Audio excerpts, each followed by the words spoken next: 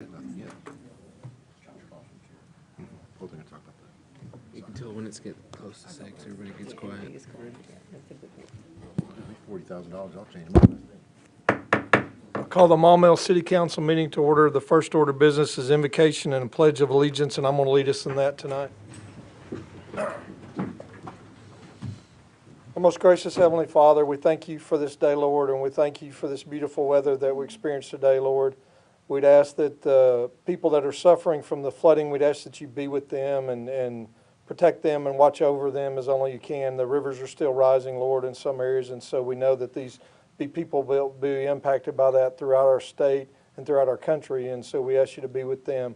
We also know that there's been a massive storm on the East Coast and another snowstorm that's hitting the Midwest, Lord. We'd ask you to protect those people as they endure the hardships, Lord.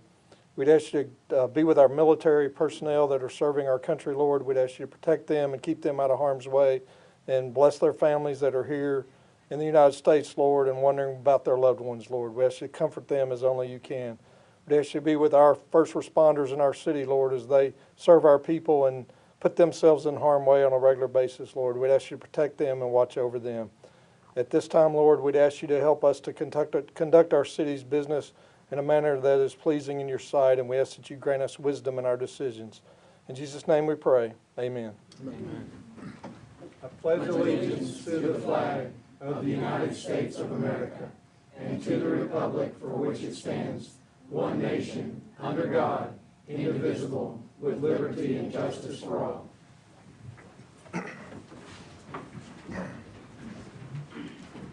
Thank you very much. Our first order of business, or not our first order, but our next order of business is special guests and announcement. We have Mr. Tab Townsell with us tonight. Mr. Townsell is the Executive Director of MetroPlan, and he was the former mayor of the city of Conway for a really long time. So at this time, I'd ask Mr. Tab Townsell to come forward. Thank you, Mayor. I'm going to pass out some items for you, for you to have takeaways. I have been asked by the mayor to address you tonight on a number of things. A little bit of history about MetroPlan and what it is and what it does. Also to talk about impact fees, to kind of draw on Conway's experience with dealing with growth and how we implemented impact fees and what the impact of impact fees have been on our city, and to talk about some of the recent street development briefly that's occurred up there, and explain to you how we went about funding some of those improvements, to give you some idea. So I'm going to start these on this side, if you would, pass around and give you a quick read on what I'm going to talk about tonight.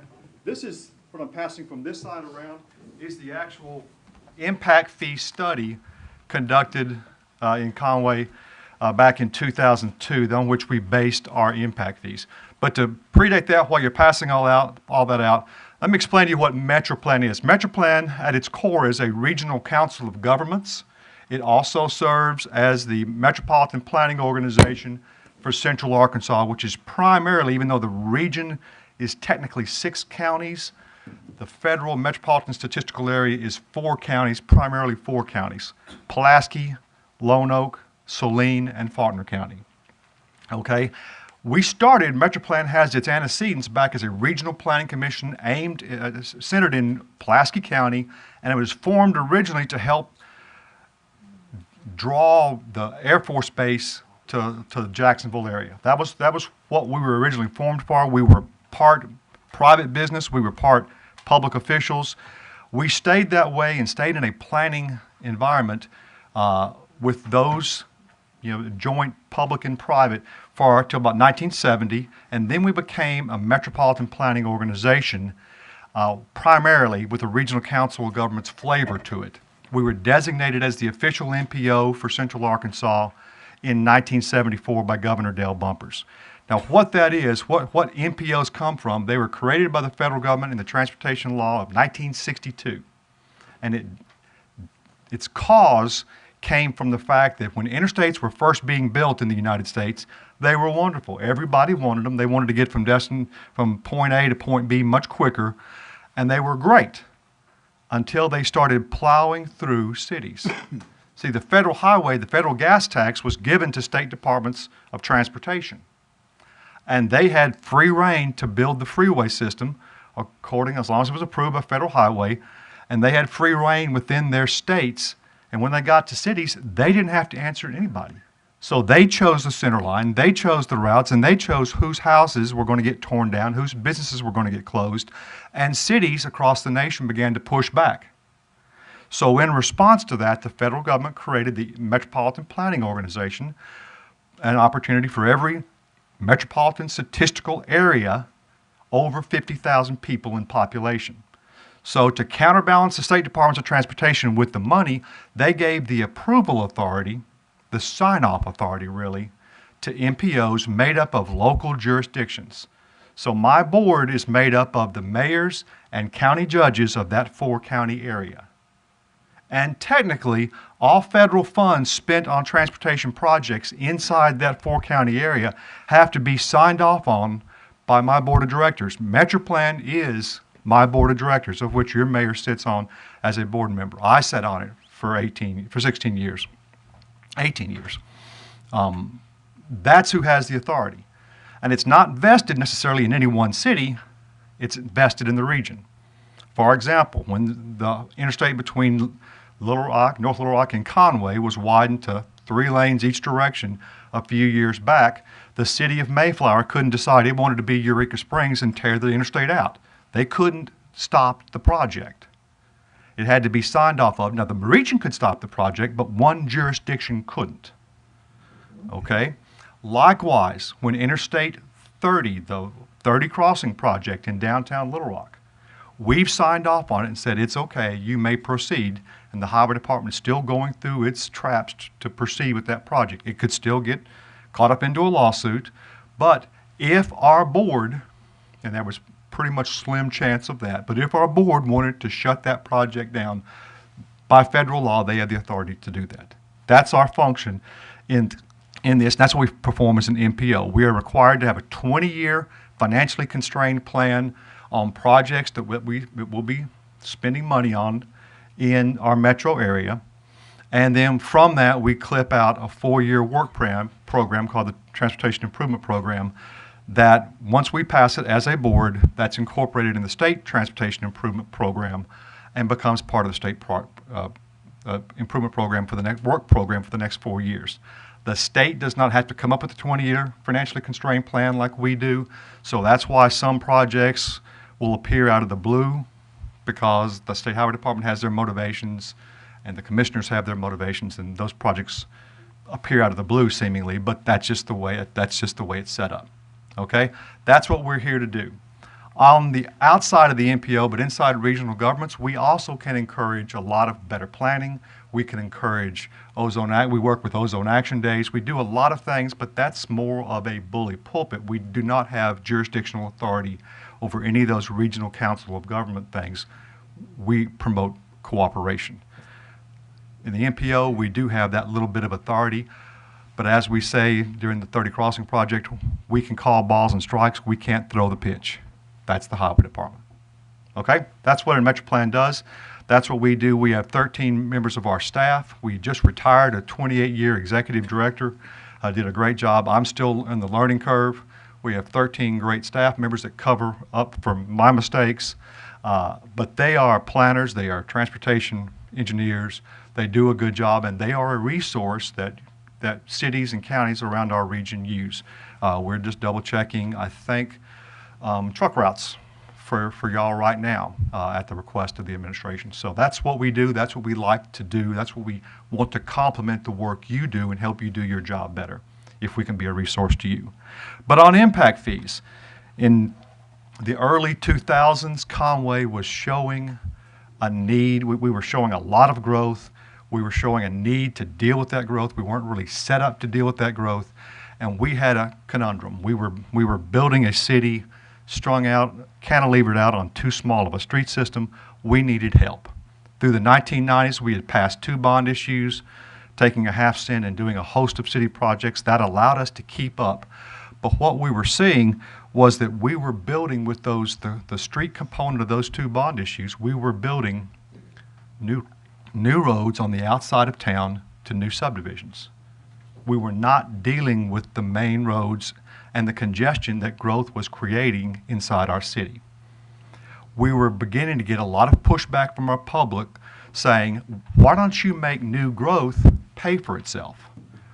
And we don't want to pay for that.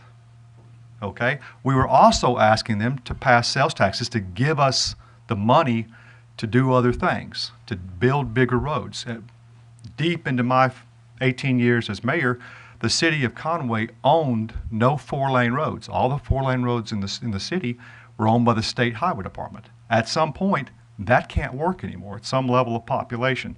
Well, we were quickly getting there, and we had failed 2 sales taxes by the time 2003 rolled around. So what we did, we had heard about this, we pursued a study on impact fees.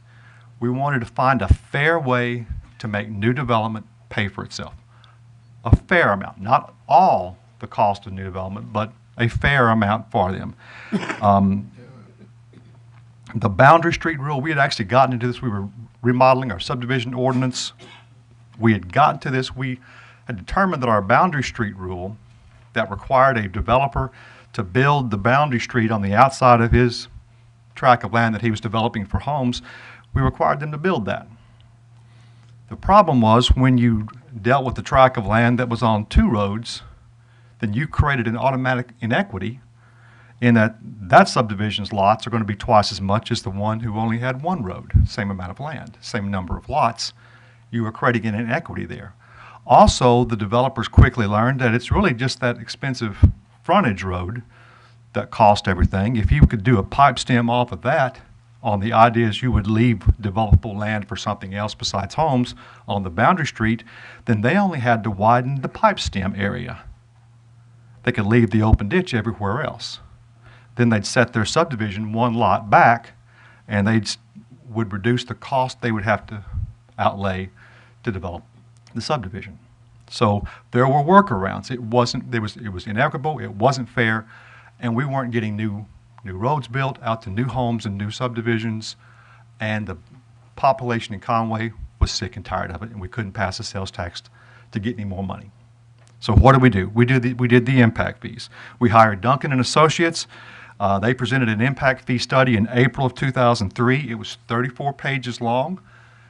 I will get to why it has to be that long. It was adopted by the City Council on June 29th, 2003. After a brand new state law, we were beginning to wrestle with this as a state.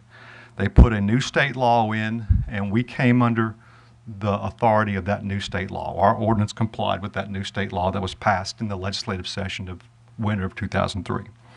And then we made the effective date. We passed it July 29th. We made the effective date September 1st. So we gave a grace period. So if y'all had a building permit, you had a month and a couple days to get that building permit issued. And if you had get it in the pipeline, and if it was applied for, that counted. The impact fees would not apply to those building permits. Okay? So you can imagine how busy we were in our permitting office that month of August 2003. What we did is we implemented 2 impact fees, a roads impact fee and a parks impact fee. You could have put in a fire station impact fee, you could have put in sewer impact fees, water impact fees, school impact fees. There's a host of different impact fees around the nation. We were primarily dealing with a problem with roads, and we simply had a rudimentary park system. We owned hardly any parks for kids in 2003 in the city of Conway. So we had to do something. We were looking for quick money. It seems like all the money available for parks was sucked up by something else before it ever got down to parks and the trickle-down theory. So we had to do something else. So we applied those fees on commercial property. Let me jump back up. It applies, now an impact fee applies to all new development. Okay? You can't say, well, we just want to apply to homes, or we just want to apply to offices or commerce. It has to apply to everything. But it is geographically based. In this area, you can apply an impact fee. If you want to set aside an area that you don't want to apply it in, that's fine too. But if you generate it in an area, it has to be spent in that area, whatever that area is defined as. But if none's applied, if there's an area that's exempt from impact fees, you can't spend impact fee money in that area. Okay, those are the rules. The impact fees, the commercial properties only are required to pay a street impact fee, a road impact fee. They don't generate the homes and the families that need the parks. Residences need both. So both applied to them. And the principle, the guiding principle is you can't ask for new development to pay for more than what the existing development has already paid for intrinsically. There has to be an equity there. It's called a rational nexus. That's why that impact fee study you have is as big as it is. If you look at it on page 9, they start the justification for street impact fees, on page 6, and they finish it on page 21. And between page 6 and page 21, it gets real dense in how they talk about building that proper fee based on Conway's history, what its road needs are, what its ratio of capacity to vehicle miles traveled, what the travel demand is, all those things. It requires looking at the Institute of Transportation Engineers trip generation manual. It's obtuse. You're free to read it. I won't try to explain it, other than it's trying to equitably charge for a future fee for future residents, for future businesses, what you've already charged existing ones through whatever fees, through whatever structures, through whatever tax structures you've got. So that's what's basic premise. You have to be able to defend your fees. And that's something they've learned because we're the middle part of the country. We're in flyover country. This has already been adjudicated time and time again on the West Coast and the East Coast. If you're going to do impact fees, you've got to mind your P's and Q's and do it the way that the law has been established. And that's where the rational nexus comes in, which means you have to establish a strong, clean line tie between historical cost and the fee you're about to charge. That's the rational nexus. Okay? The road study fee looked at vehicle mile capacity, vehicle miles traveled, based in Conway, trip length, trips per household, the service units, defining that, the cost per service unit, the net cost, because you have to, if you've got any debt outstanding for streets, you've got to back that out. If you've got, what else? You've got a prediction of future state and federal road funding for the road system, and part of your roads are state highways. You've got to back that out. So it's a convoluted process to get to a fair number that you can defend. And then with parks, it's the same thing, although the methodology is a little bit different. So it's extensive. We set, because we were growing in all directions, we set our service area to where all the fees generated in this area had to be spent in this area. We set our fees citywide. So if a fee was generated on the west side of town, it can be accumulated until it had accumulated to enough numbers to do a project on the east side of town. So we didn't distinguish between east and west or north or south and wards because we were basically too small and it took too long to generate enough money to build a project like we needed with the cost of projects. We did, I can say that you can break it into smaller units if you want to. It becomes functionally less attractive because typically you're not going to accumulate monies that quickly in one area unless you've just got all your growth is going to be in one area. If you're building something like a fire station, applying a fire station impact fee, obviously one area, the service area, makes a lot of sense for establishing multiple areas. But other than that, we just did it, and with your size, you could probably do the same thing citywide. We did create 2 impact fee exempt areas. And if you flip over to the first page that came around this way, you'll see we created an industrial area. And again, it's not an industry zoning. It's an area around that first interstate exit that we created for economic development. We called it industrial impact fee exemption area. It was an economic development impact fee exemption area. The very bottom part of that's where the Hewlett-Packard went with an office park. And the area that's just to the south and right of that first interchange on the interstate, that's that broader line with the bulb in it coming up the right-hand side, right center of the page. That's the new shopping center with Sam's. So it wasn't just industry, it ended up being commercial. But we did exempt that area. The new airport, Conway is currently redeveloping. That's going to be exempted, whether it's whether it's Dillard's goes in there or whether it's a home that goes in there. All that area will be exempted. And then because we were trying to encourage downtown development, we exempted that too. So you can see those two areas of exemptions. By state law, that new state law that had just went into effect in 2003, you paid your impact fee, not when you got your permit. You were issued your permit, you paid your fee with your certificate of occupancy. So that the builder didn't have to pay anything until he had the house sold and was going to get the utilities turned over to the new owner, and you got your certificate of occupancy, and that was what tripped the payment of the fee. Okay? We also had to establish when a remodeling would tack on a fee. If it was a minor remodeling, it wouldn't, but if it added house space, it would. Moving on down, that once you were established, once you started collecting fees, you had 7 years to spend any of those fees. It was a first in, first out situation. So you could still have a residual amount in your account at the end of 7 years as long as you spent the first monies that came in year one. So it was, you had to expend them all back in 7 years, or you had to pay it back. By state law, you had to have a list of projects, a list of street projects that you were going to add capacity to, and you couldn't resurface a road. You had to add capacity. They're not paying for maintenance. They're paying for developmental impact fee is a street impact for new capacity. So you're paying to widen a road, add a traffic light, to put in roundabouts, anything that will add capacity to your road system is what you're limited to. So you had to have a list of projects which you were going to add capacity to, and then a list of parks that you were going to address, park projects. That's what you were going to do. If you flip into the first page, you see the back of the first page, that smaller handout has the two exempted areas. If you flip over to the face of the second page, you see that was our actual impact fee numbers. There's a lot of different ways you can charge for single-family homes. Basically, they say the most logical is to do it by number of bedrooms. We didn't want to, council always has the authority, don't they, Mayor? Yes, sir. Council didn't want to do that, so they wanted to do it by square footage and have a number of different steps rather than broad steps with, you know, one bedroom, 2 bedrooms, 3 bedrooms. They wanted much smaller steps. So they created a per square foot fee based on tiers on square footage of the house for single family homes, a flat rate for all apartments regardless of bedrooms.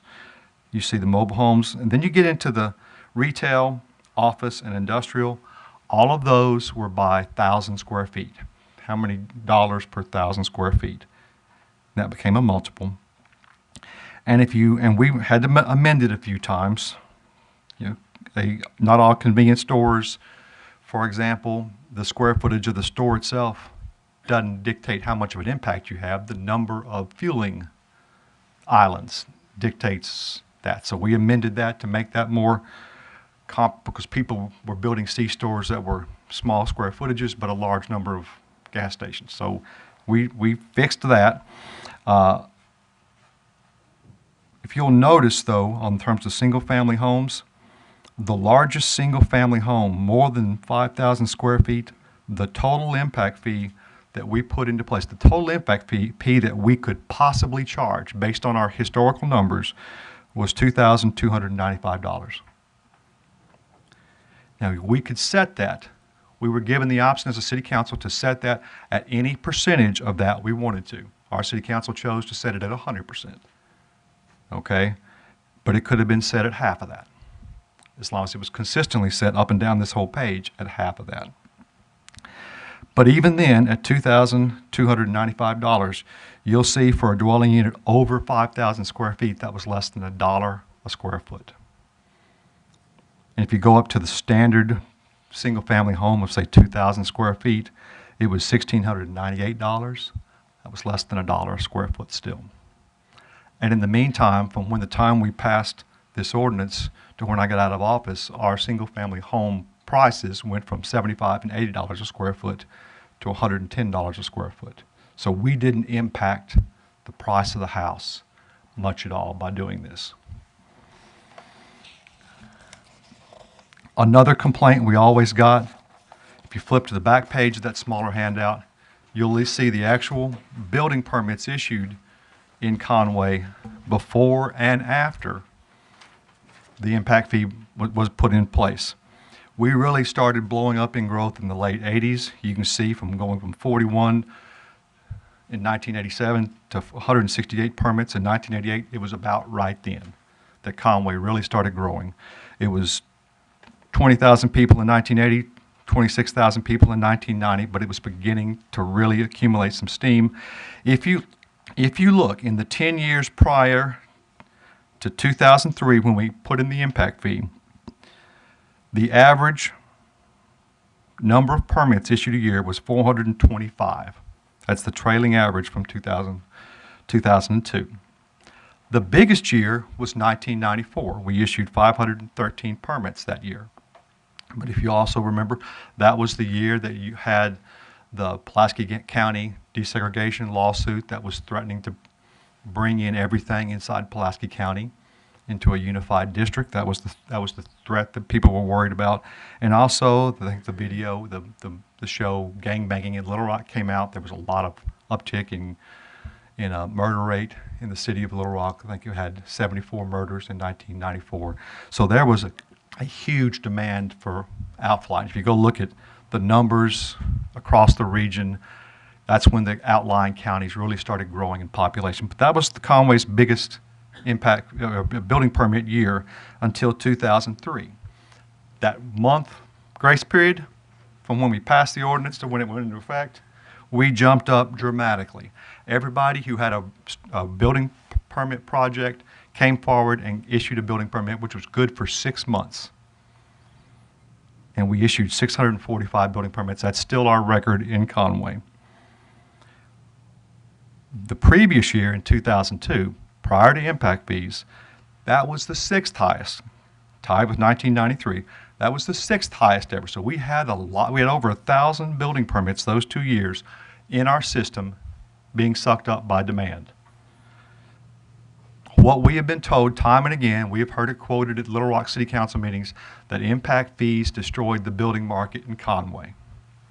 With 1,000 permits in the system in 2002 and 2003, the next year was the 3rd highest building permit issued year in the city of Conway's history. And the next year, 2005, was the 5th highest. And then the next year finally dipped under the old 10-year average. So if there was an impact, it might have been down in 2007, where our impact fees in Conway began to impact the entire building market in the United States of America, because that's when the national mortgage crisis started, was in 2007. So I think if there's anything shown by this evidence, impact fees increased the building permit numbers in Conway, looking at this chart, versus decreased them. So I don't think impact fees hurt the city of Conway by itself. What the city of Conway did with these fees, and they raised combined streets and parks, commercial and residential, about $10 million through 2010. The street impact fees allowed the city of Conway to go out and build new roads, build county lanes into city streets on the outside of the city of Conway, because we were still boxed out from rededicating our sales tax. Allowed us to build city streets out of county lanes on the outskirts of the city of Conway, primarily to build to new schools that, because of state law, that's where they found the cheap land of enough size to buy that land and build their schools. Had that impact fee not been there, we would not have been able to build about 5 roads to new schools, because they had to respond to this growth too. That allowed us to build those roads. We had no other source of money to do it until we could get a chance to rededicate our sales tax. That was going to happen in 2006. So that allowed us to build those roads. And then when we could rededicate our sales tax in 2006, we were able to dedicate that money towards widening our existing roads that now, instead of serving a city of 20,000 or 26,000, was serving a city of 48, 50, 55, 60,000. And the old question of whether development was paying for itself was eliminated by impact fees. That was no longer part of the discussion. So it cleared that deck of that issue. New development was paying for itself. And now we got to decide whether we want to go on and go forward with doing what we need to do, passing sales taxes, rededicating sales taxes to build the road system we need to serve not a city of 20,000 or 25,000, but a city of 60,000 to 75,000. So that cleared the political discussion for us, and everybody could say that everybody's paying their fair share. Okay? That's what impact fees did to us. I will say that they provided a source for money out there. We still had a quarter-cent sales tax, which we rededicated. We rededicated in 2006. It was a full bond issue based on a half cent. We cut it into two and issued bonds on half of that, set another half aside as pay-as-you-go. We split that in 2012 again, put a quarter cent towards a bond issue, and then a quarter cent, eighth of a cent of a bond issue, and eighth of a cent towards increasing employee salaries, and the other quarter cent stayed as pay-as-you-go. That was primarily being used for street projects, because you never know if you're growing fast where you'll need money next. And that in 2014, we rededicated that eighth of a cent again, and that allowed us to go into the major street improvement program that allowed us to build that new overpass of the interstate by Target totally ourselves. That was a $14 million overpass and roundabout and reconfiguration of the road system. Along with the road system, that was another $10 million back in the old airport property, tying into projects with Highway 25 on the north side of town, activating a new road overpass, interstate overpass that the Highway Department had built for us previously, tying in the new interchange between Conway and Mayflower to the street system. After that, the grand total package was $33 million that we paid for. The projects around the airport and Conway Commons with the new overpass was a grand total of about $24 to $25 million. The State Highway Department didn't put anything into that. We simply got tired of waiting for them to do our work. We're not the only ones that have built whole new overpasses of the interstate.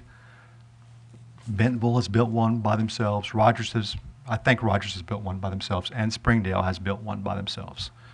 In essence, you've always heard the old saw that's attributed to Ben Franklin, that God helps those that help themselves. I was Baptist. I never quite heard that in my Baptist upbringing. But I will say this much. The Highway Department does help those who help themselves.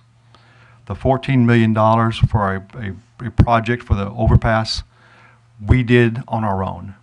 Everything else was used as match monies for one of their projects. The Highway Department will respond more quickly if you kick in more money than their expected normal 20% match. So this is what they've been doing in Northwest Arkansas. We borrowed a page from Northwest Arkansas and started doing our own. The Highway Department famously doesn't have the money to do everything for everybody. If you have money can you come in hand with money, they're much more likely to come and meet you halfway. And so that's what we tried to do. Although that one project, the $14 million overpass, we had to do totally ourselves. They were never going to do that for us. So help yourself first, and then hopefully the Highway Department can come along. All that said, did I answer all your questions, Mayor? Well, we'll find out. Okay, I'm free. You answered mine, but there's some lights on. So, Councilmember Mosley. Yeah, and that was for another thing, but that's fine. sorry. I had some questions, or a question or so, but thank you so much for coming. My pleasure. You dished out a lot of information, very concise there. I think we all managed to cabbage on, so. Well, there's always follow-up questions, so I've got an easy email, ttownsend@metroplan.org. Okay. So. Does MetroPlan, would they get involved in any way in guiding us through, say, if we decided to do impact fee study maybe help guide us toward a consultant, or can you consult independently? I would not consult independently in the umbrella of MetroPlan. Now, if they call me in from out of state, I'll bring my briefcase and I'll be the outside expert. But in my jurisdiction, you get my services for what the dues you pay as a MetroPlan member. So I'd be happy to visit with you, and any of my staff would be happy to visit with you like we are on call with the mayor's office. So yes, we could be able to help you with that. I would strongly recommend, if you are interested in impact fees, to get an impact fee consultant, because they're the ones that know the law, that know the court cases, and know what you should be wary of. And everybody should ask why, and they'll know why not, or the answers to the question why. So I would strongly recommend we could do that, and we could help you in the process of selecting it. In our day, none of the local engineering firms that do consulting work felt comfortable with that. That might be different today. So you could check with the Garvers, or the Crafton Tolls, or the McClellans, or if they're comfortable doing this work. You just need someone that's good enough for you to go to bat in case someone sues over the validity of your fees. So I'd recommend that you go with somebody that knows what they're talking about. And is Conway the only one here in central Arkansas that has used impact fees? Cabot used them and then took them out during the national housing crisis. They put them in, then took them out. I do not know if they went through a full study. Okay, and maybe they did. I'm not aware of that. Which city was that? I'm sorry. Cabot. Cabot. Cabot, okay. City of Sherwood did go through a study, then decided not to apply the fees. Okay. Okay, now they're talking about passing a sales tax to do some street work. Well, we hope it's successful. So, My questions are done. Whoever's got some. Councilmember Anderson? Thank you, Mr. Mayor. Thank you so much for bringing this information to the council. It's wonderful. I have just one question. You know, you said that that the impact fees didn't seem to affect your new growth in building, but you touched on a little bit about the impact fee exemption areas. Did you get the outcome that you guys were looking for by exempting those areas? And what I mean by that is, did you get more economic development in those areas that you did not apply the fee? downtown did redevelop dramatically. I mean, in 2003, it had not, taken off like it has now. We didn't get that much new development, new building downtown. We got a refurbishing of the old building, and the city took pains to redevelop the streetscape, which was always ours to start with. So we put money in. So while we did see a huge increase in development, and it ended up being a great destination place for us, I can't attribute it all to the impact-free zone. However, I am seeing a lot of interest in that industrial area. A lot of it's commercializing. That whole first Dave Ward interchange area is commercializing to a large degree, and that's. I'm sorry, I didn't mean. What about the hospital, the new hospital area? Is that was in the exempt area. So. And how much do you know that you're bringing in, that Conway is bringing in from these impact fees? Do you know? It's bringing in quite a bit less now. I haven't seen the new numbers recently.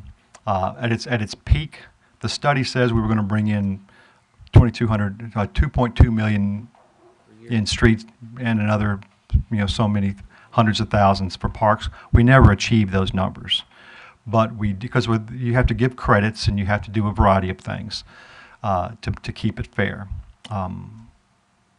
Sometimes we got into some trade-off situations that if we got a developer to build a street for us, then we would trade them off the impact fees. Or if they would add to the park or donate parkland, we would trade those off. So we never quite hit, and that's allowed. It's all in that language. So we never quite hit our numbers. Most we ever picked up in street impact fees any given year, and a number of years we did this. It was about 1.5 million, and then around 700,000 to 800,000 in park fees a year. And was that hard to allocate whenever you're coming to your budget meetings? And let's say you had a project you want to do for a park, and you had enough impact fees to start the park, but you didn't have enough to do the whole thing. Can you mix impact fee money with general fund money? You can. Okay. And we later, now, we didn't have any room in the general fund to do that. But we, In a perfect world. in a perfect world, it would be great. But we did create a A&P tax and dedicated a large portion of that later towards parks, which has primarily it's carried most of the load in terms of developing our park system. And we do commingle those monies for our projects sometimes. Okay. But the key is you have to keep a list for the impact fee monies and keep those, housed physically separate. But yes, you can commingle. And the 7-year period allows you to accumulate if you need to. If you don't have any other source of money, it allows you to accumulate enough to get it built. But if you had to, push came to shove, you can commingle. Perfect. Thank you. You bet. Thank you, Mayor. Councilmember Vapurzian? Thank you very much. The impact fees, did you ever raise them? Because it said 2003 to present, or did you just keep them where they were? How did you visit those numbers? We've asked the council. They had no stomach to raise them after that. And once they were in, and once they were in at 100%, they were comfortable with it.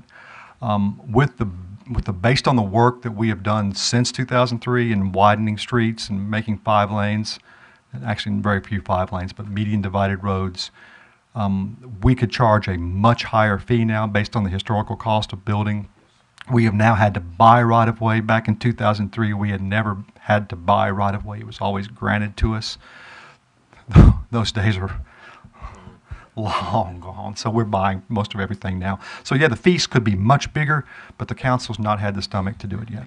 So you had 147 single-family building permits last year. We had a high year of 60, which would, if at $1,500 per permit impact fee average, give you 90,000. My thought is this to my fellow council members: we've got 500 new residences fixing to go in our Council Massey area. We are going to have to build a new fire station and a new police station and fund those. And this would be a premier way, a service, community service impact fee. Just a thought. It just came to my mind because how much was our new fire station, Mayor? Right at $2 million. Yeah. So if we did 500 times 1,500, that's still only 750,000, but it's a good start for a couple of buildings that are gonna have to be built in that area. We just know that because of the growth. So it's just a thought, but I appreciate it very, very much. Absolutely. Thank you. And I don't know of any, there's some impact fees, and Marion had the very first one in Arkansas. It was a sewer hookup fee, but it was really dressed as a impact fee. There's some in northwest Arkansas, I think Conway has the only one left on streets. But I don't think anybody's doing a fire station, but they're common in Dallas and Florida and up the East Coast and West Coast. So, yes, It's hard to argue with that. it's very finite too, so you could establish a very distinct area for that. Absolutely. So, Thank you. you bet, thank you. Councilmember Saunders? Thank you, Mayor. Was there a significant pushback from the citizens of Conway because of their perception that the city council had imposed a tax on them without allowing it to go to the citizens for a vote? No. There wasn't. Now, the home builders did. Don't, and the developers in league with the home builders. Yes, they pushed back dramatically, But that was passed on to the consumers, the buyers That's of, what people say. but the new people coming in, right. theoretically. Okay. So no, they didn't. But in all honesty, though, in all fairness, this was a number of years before the Tea Party movement. Okay, but it is something within the jurisdiction of the city council to impose. Okay, well, I was more concerned about public perception. Now, the existing citizens fully backed the idea of impact fees because they didn't want to pay for the new people coming in, and there was a whole bunch of new people coming in. They didn't want to pay for the new people, so they were fully supportive of it. And did you? I got reelected a couple times after this. I'm not worried about being reelected. That's not what it's about. I had a passing thought or two about being reelected, so yeah. Well, that's not why I. Did you do a lot of promotion and publicity on this to the general public prior to doing it? We had a newspaper that covered it very well. We didn't really go out beyond that. Just the natural coverage of it took place. Certainly, those people who were interested in the building process, they certainly knew about it. That 625 number was evidence of that. But we did all the normal things, but our newspaper used to cover things pretty thoroughly. Okay, thank you. You bet. Thank you. Councilmember Holt? Thanks again from this side of the aisle for coming over. Just wonder, now, this is being passed on to the builders, is that right, and developers rather than the individual household that buys the house? You said something about that they don't pay it until after the house is sold? It's after the house is when they get a certificate of occupancy with the house, that's when it's paid. And it's listed on the building permit what the fee will be. So they'll get the building permit on the very front end, and the future impact fee is listed there. Right. And then when it comes in, so the builder could pay it, actually some builders made the home buyer pay it. It didn't matter to us. We were agnostic to that. But sometimes it was passed on directly.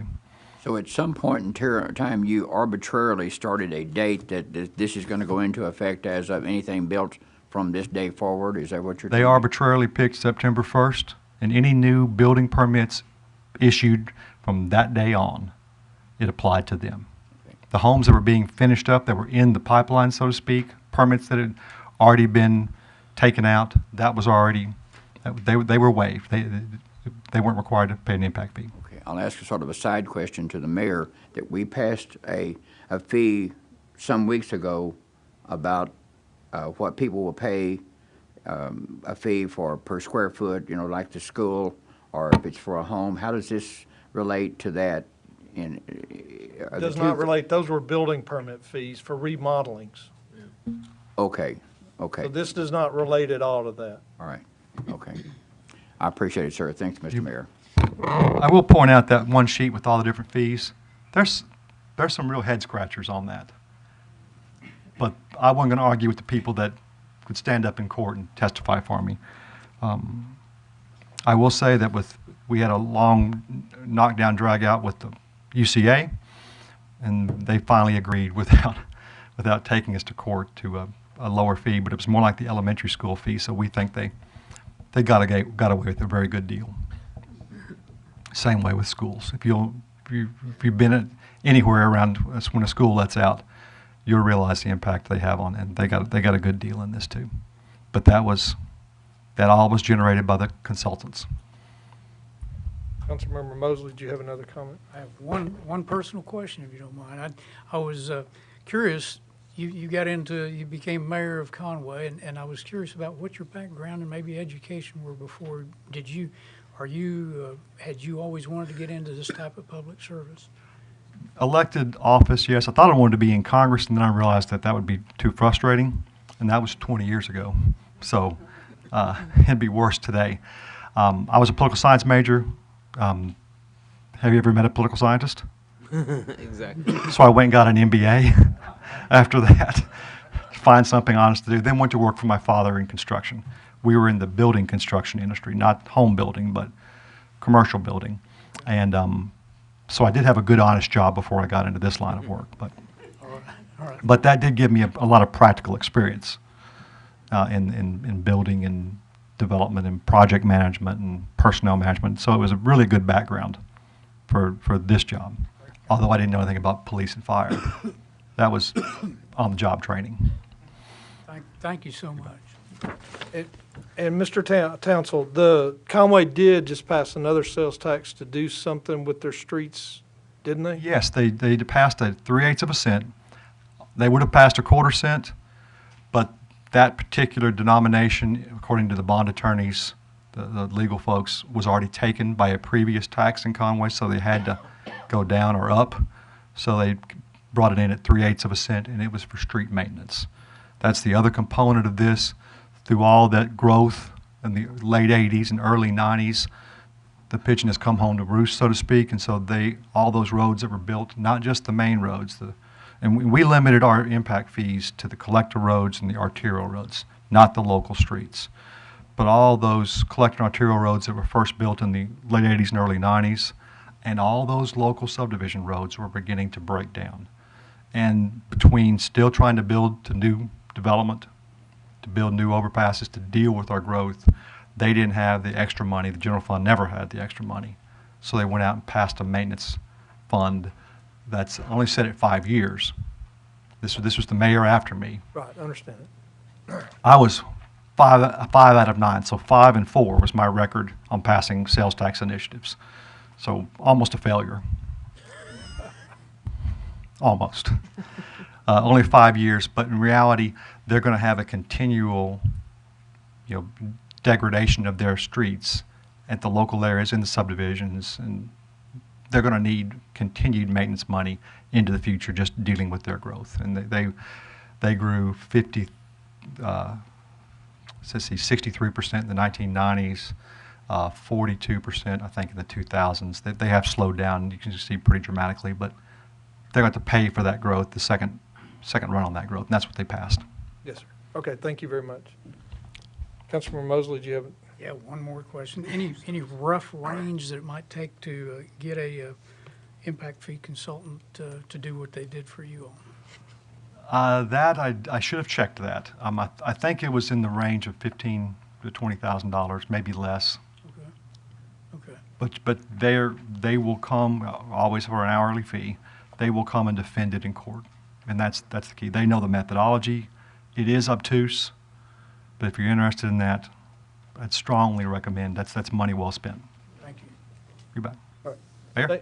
Thank you very much for being here, Mr. Townsend. We My appreciate pleasure. your time. You bet. So, Yeah, and you're free to leave if you wish to. I do it. Metroplan's email address. My email address is ttownsell@metroplan.org. My cell phone number is 501-472-8600. Don't think you're special. I did it from when I was mayor. Told everybody. So call me if you need me. Email me if you need me. Very good? Thank you. Thank you Mayor, very much. thank you very much. Thank you very much. Have a good meeting. Thank you, sir. Next item is the approval of the minutes from the February 20th regular meeting. All the council members have a copy of that. All right, I'm sorry. Councilmember Mosley, your light's on again. I'm sorry. I meant to wait, but I'm going to make a motion here later on that we go ahead and maybe postpone the department reports tonight since we have such a big agenda. I can either make that motion now or wait until we get there. They're here. They're here, yeah. Pardon? Do They're it right already now? here. Okay, I'll make that motion. Let's, I make a motion that we go ahead and just kind of, we put those department reports off till the next meeting where we have a less of an agenda. So that's my motion. We have a motion to put the departmental reports off till the next meeting. Is there a second on that motion? Motion fails for lack of a second. That's great. I just thought I'd offer that up. Thank you. Okay. All right. You have the February 20th meeting minutes in your packet. Is there any corrections or additions to those minutes? Motion to approve. Second. We have a motion and second to approve the February 20th regular meeting minutes. Is there a discussion on that motion? If not, all those in favor, please signify by saying yes. Yes. Any opposed, say no. Motion passes. Next item is public comment. I have 2 public comment cards here tonight. The first one is on an item that is not on the agenda tonight. The second one is on an item that is on the agenda. So at this time, we'll hear from Mr. Jim Moreno. Please state your name and address for the record, please, Mr. Moreno.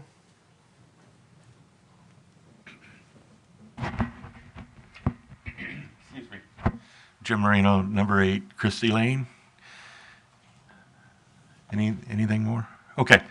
On the last agenda, the handout sheet, I think it says that public comments concerning items on the agenda will be allowed when the item is discussed by the council. I think this is a change from what it used to be.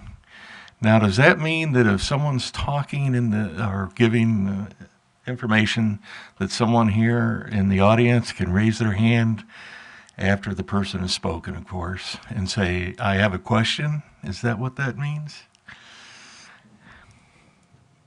I don't think there's been any change made, and I'm not sure exactly what you're referring to. I'm sorry, you lost Okay, me. on the regular meeting, on the Okay. agenda. You're talking about under public comments. Under public comment, it says, Which during line? public comment, issues not on the agenda may be addressed. correct? It's always. At this yeah, time, yeah, during public comments only, though. Yeah, I mean, because if something came up during an agenda item, it would be during the agenda item, right? right, Okay. yeah, So if there's something not on the agenda, it's discussed at this time, at this time, yeah. correct? Now, the next sentence says, "Public comments concerning items on the agenda will be allowed when the item is discussed by the council." Does that mean that I can raise my hand when it's being discussed and say, I'd like to make a statement? No, we would prefer you fill out a public comment card, and you can do that during the meeting while the discussion is going on and just pass it to the front. Now, we do sometimes allow people to make comments, but it's typically done formally with a written request. Okay, so it's my understanding then, if someone's talking about the streets and I'm back here listening, then I can fill out a piece of paper and then request to come up and ask a question. If it's an or something. agenda item. If it's an agenda item, if it's Yes. on the agenda, is that correct? Yes, sir. That's the way I understand it. Okay, I appreciate that clarity, and you may see me ask a question or two. Thank you. That's all I had. All right, that's not what you wrote down on your meeting minutes, though. How did I write it down there? Change in council meeting venue? I thought it was a change. I thought it said that we Well, couldn't. venue would be the location where we meet at. Oh, not venue. No. Okay, No. that's, okay. I'm sorry. I Okay, apologize. all right, okay, all right, okay. So the next question is, will you be taking questions from the people here during the council meeting? I'm sorry, I don't understand your question, Mr. Okay, Moreno. okay. It says public comments concerning items on At the this agenda. time, we're going to take comments from you. We're taking comments from you. Right, but not during the meeting. Is that correct? Well, if you fill out a card, we will, yes, if you have something you need to say, but we're not necessarily going to answer every question that you ask. Right, right. We take your comments, not necessarily questions. Comment. Sure. Yes, sir. Okay, thank you very much. I appreciate that. No. Okay. Okay, all right. Councilmember Saunders? Thank you, Mayor. Here's a situation. The third sentence goes on to say, anyone wishing to make a comment must fill out a provided form and present it to the city clerk. Yeah. So, and I think, and correct me if I'm wrong, Mayor, we would prefer that you do that before the meeting starts, instead of interrupting the meeting, going back and forth, filling out forms during the meeting, Okay. Yeah. I think. But there's I'll no- admit I was a little confused between all three sentences. If I can, Mr. Moreno, so I believe we have two comment cards for today. One of them was yours and not on an agenda item, so it's addressed during the public comment time. Right. If your comments were on something that was on the agenda, we would just wait so that the comments you gave were more timely to the discussion that was going on at that time. But not during the meeting. You would have to fill out a form for the next meeting. Well, no, we have allowed people to fill out comment cards because something may be said that they want to make a comment on, or other people may have said something during the public comment portion of that item. And so we allow those cards to come forward. Okay. But as Councilmember Saunders, it's easier so that you're not passing it down in front of them. Okay, yeah. That it be done. Yes, sir. Okay. And this isn't Okay. a change, I guess, just to also clarify, this is the way it's been at least for the last 5 years. I don't know beyond Okay. that. Okay, thank you very much. I appreciate it. Okay. Okay. Councilmember Mosley? So basically, you know, if somebody thought they might have some questions tonight, fill out a form, give it to us now, and then when that item comes along, you would have your card in. And if you decide you don't have any comments, you can just say, I'd like to pass. You understand what I'm saying? But it would have to be the next meeting. No. No, if you want to do it right now, if you want to fill out a card, you think you might have questions, give us the card. Is that correct, Mayor? Is that, Yes. okay. So it has to be done by writing? Yes, sir. We Okay. prefer a formal card be filled out, Okay. but you can do it tonight. Yes, sir. Right now, right now. So, okay, yeah, that clears it. That was my question, really. It sounds odd. Sounds odd, but thank you. I Okay. appreciate it. All right, thank you. Financial statement review is the next item. It will be done at the next meeting. At this time, we'll have the department reports. First up is our Planning and Zoning Department, Mr. Jim Neri. Thank you, Mr. Mayor, honorable council members. Ladies and gentlemen, you pretty much know everything I do because you see it all the time in many different forms. You get the agenda for all the planning commission meetings. You see me and get to talk to me at meetings like this.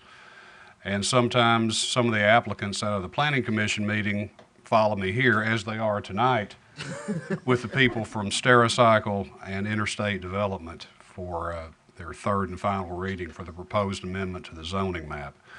Most of the things we do, as I said, you're aware of. Coming in March, we have 3 warehouse buildings, 1,200 square feet, 1,200 square feet, 7,500 square feet, that will be located on some property proposed between Victory Lane and Lewis Nelson Drive. Depending upon how your vote goes this evening for the proposed rezoning for the gentleman behind me, we will also then see their site plan and landscape plan for their development at 1201 Murphy. Councilmember Mosley, I see that you have the liaison in March. You'll be arriving at one of our largest agendas we've had in quite some time. Wonderful. Many of you attend a planning commission meeting and they're over in 10 minutes, 15 minutes. A long meeting for us is 30 or 40 minutes. But what you don't see is the weeks and sometimes even months of work that goes on behind the scenes before they ever come to the planning commission. The subcommittee meeting where we hash everything out. Councilmember Mosley attends quite a few of those, and they're informal, but if you've never been to one, it might behoove you to come by and see what those guys do. And when you hear me say staff recommends X, staff is a whole lot more than me. Staff is me, the mayor's office, the city attorney, Madam City Clerk, economic development, public works, zoning, permitting, code enforcement, the fire department, sometimes even Chief Williams in the police department. That's all of staff. That's not just me. And there's some things that you don't see. This is a time of year when I have to do multiple reports. Somebody's always trying to semi-audit me for something, whether it be FEMA or the EPA. But out of my department, we also do the year-end report to keep the city's stormwater permit going for ADEQ. And that takes quite a bit of time as well. Coming later will be an update to probably the most important document, in my opinion, that we have, which is the master street plan. It's a good idea to update your master street plan at least every 5 years. This will be updated in about 3.5 years. Later this evening on your agenda, you're going to vote on a resolution that's going to have far-reaching effects on the master street plan. Not only that, but every other important document that comes out of my office. The master zoning map, the master land use map, even the extraterritorial jurisdiction map. And listening to Tab while he was here, that reminds me, MetroPlan does a lot for us. Hans Hallstein, their GIS technician. Every map I have is made by Hans, every one of them, with the exception of our extraterritorial jurisdiction map. We got an assist from Pages on that. Hans will probably do that the next time. Invaluable resource. And I also want to say I have been a Conway resident for the last 23 years. Tab Townsell is widely regarded as the man who saved Conway. When I got there in '95, Conway was in bad shape. He pretty much propped that city up and made it what it is today. So voted for him a few times myself. That's all I have for you all this evening. Do you have any questions? Doesn't look like, oh. Councilmember Mosley. I almost got out of here without you hitting that light. If this interchange thing passes and things kind of get kickstarted around here, is that going to mean an expansion in your department, do you think? Well, I don't know, because I think it's a rule of thumb that if you can make things work with very little, that's probably how it's going to be. So I would welcome some help, like a GIS technician, but we've been able to get by for the last 15 years with very little. So as long as that's working, I'm okay. I like that. Thank you. Welcome, Thank you very much, Mr. Neri. sir. Thanks, sir. This time we'll hear from the Fire Department Chief Gerald Ezel. Smile. I'm gonna try to make this short. Just some of the things we've got going on with the fire department right now.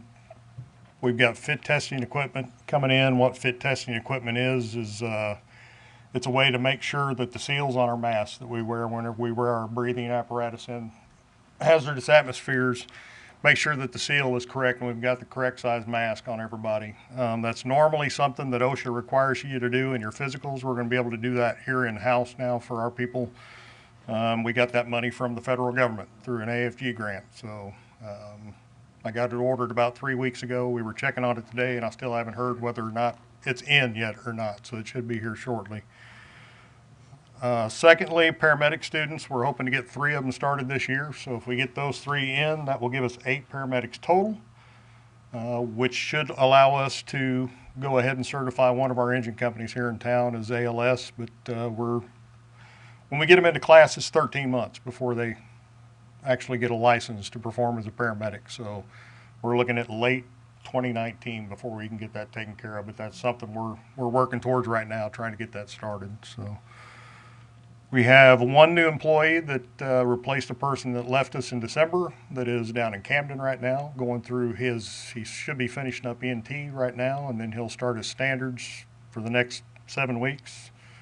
And then he'll turn around and do 2 more weeks for driver operator. So he's spend a little bit of time in sunny Camden, Arkansas right now. So, what else? We have an energy program that we're actually taking part in. We did our bay last year, about September, where we changed all the lighting out in the bay to LED lighting. It was something that Energy came in. They gave us advice on what lights to put out there, the fixtures and everything, and it will be a money savings thing. They said we would see the savings within 17 months of what we spent on it just in the energy savings alone.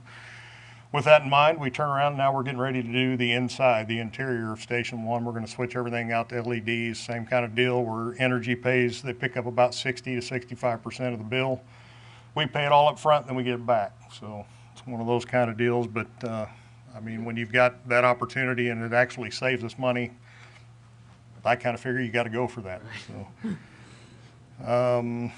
our new engine is here in Maumelle. It's actually being outfitted right now, and we're looking at March 13th, 14th, and 15th. All 3 shifts will go through the training on that apparatus because it's a little different than any apparatus we've ever owned before. It's actually got a puck pump in it, which makes it very simple.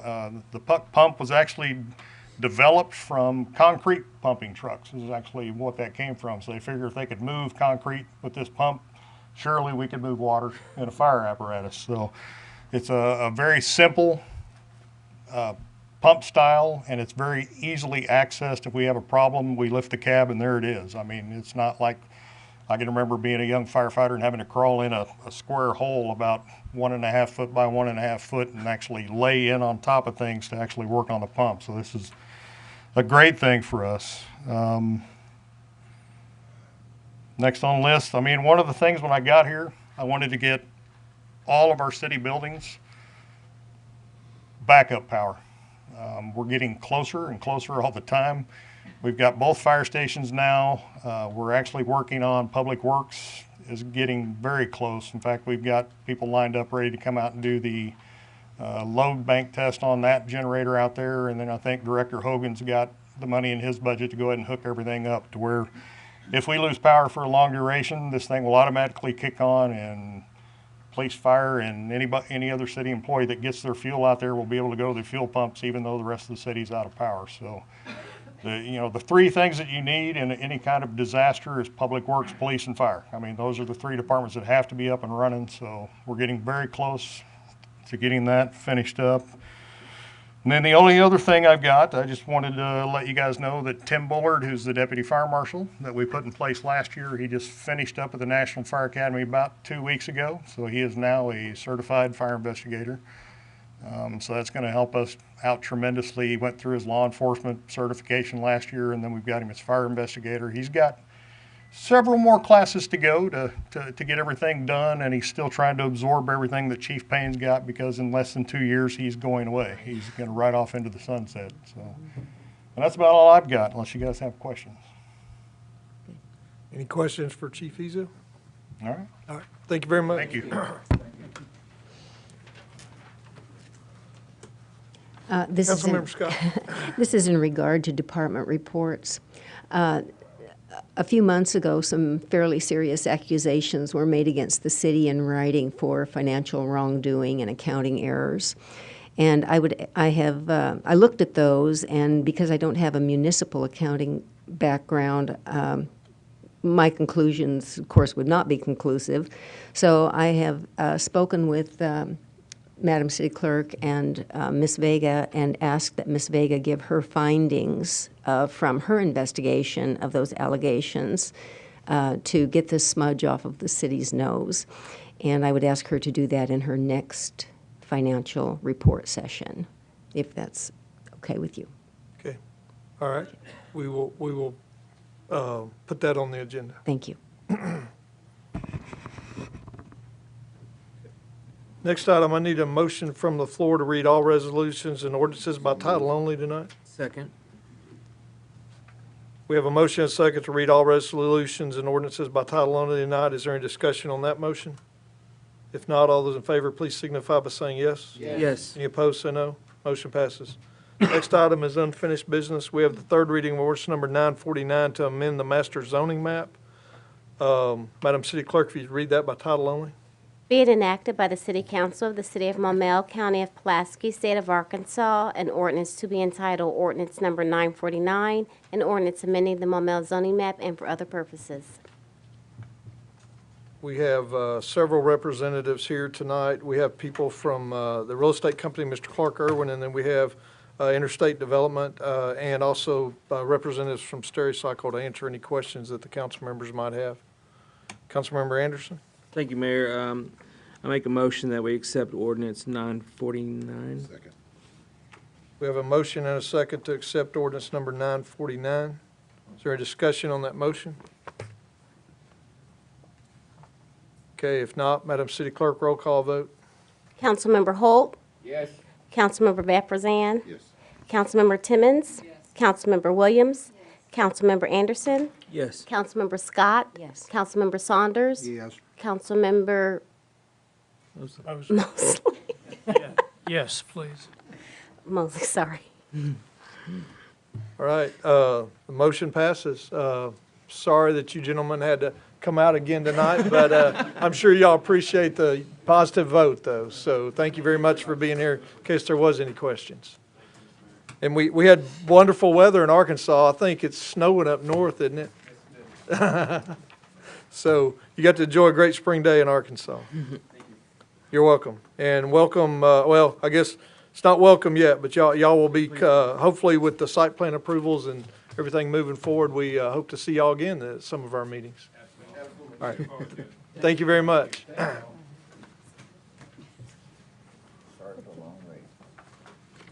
All right, moving on to new business. We have a report from the Parking and Traffic Committee meeting on February the 26th. And it did not get put in your packet, but it was passed out at your seats tonight. And it was because I was out of the office on Thursday and didn't get it in the packet. But basically, at the February 26th Traffic Committee meeting, the Traffic Committee recommended that two stop signs be placed at Lake Point Drive at Lake Point Place, and it was passed unanimously. And also, they made a motion to add the left turn sign with limited hours at Lake Point Drive at Edgewood Drive. And that was also motioned and passed. And there's a map that shows you exactly where those two locations are. So there's going to be a three-way stop now at Lake Point Place and Lake Point Drive. And then where Lake Point Place meets Edgewood Drive, you're going to have a limited left turn sign, meaning no left turns between the hours of 7 a.m. and 8 a.m. and between the hours of 3 p.m. and 4 p.m., Monday through Friday. So it's to try to help with the school traffic over at the charter school is the goal on that. And the way the traffic committee policies and procedures read, the council doesn't vote on this. They just need to be advised of the action that the traffic committee took. So that's what I'm doing tonight. If there's not any questions on that, we'll move on to the next item. Councilmember Anderson? Thank you, Mayor. How quickly is that going to? Well, as soon as we can get the signs up now. We had to wait until we could let the count, we had to wait till I notified the council. Oh, okay. But they'll get started on those this week, I'm sure. And at the stop signs, we will definitely do something to put some flags on the signs or something like that so that people are aware of it, that there's a change in a traffic pattern there. Is there going to be a chance of having one of our officers down there just kind of when it first gets implemented, or? I know that's hard to say. It depends on what other issues are going on that morning, because they can't always, if we have multiple accidents at the same time, I can't, but we'll try to do something, maybe with an officer there with some flashing lights or something like that. Thank you.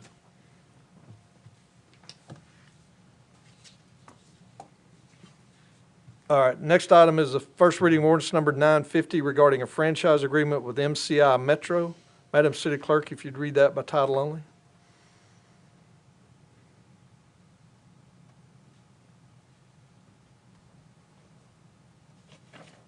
Be it enacted by the City Council of the City of Maumelle, County of Pulaski, State of Arkansas, an ordinance to be entitled Ordinance Number 950, an ordinance authorizing MCI Metro Access Transmission Services Corporation DBA Verizon Access Transmission Services, its successor, and assigns to construct, maintain, and operate communications network within the City of Maumelle, Arkansas, levying a franchise tax, providing for the payment thereof, describing the method of collection, and for other purposes. Okay, we have a representative, I believe, with us tonight from MCI Metro. Mr. Brian Bennett is here to answer any questions, if there's any questions by the council.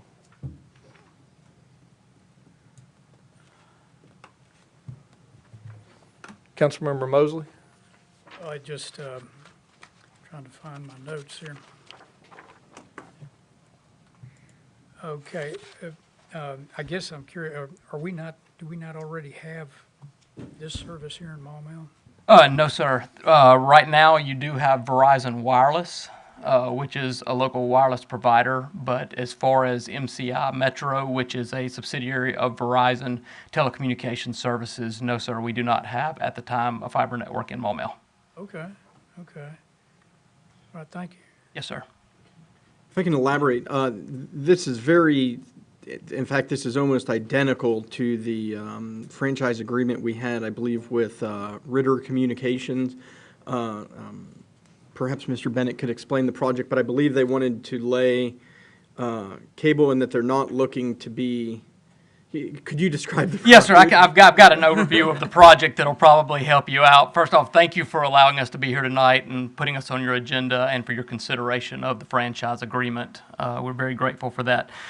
Just to give you a little background, what we're looking to do is to install a fiber optic network through the City of Maumelle that will be within the public right-of-way, so we will not be on any private property or anything like that.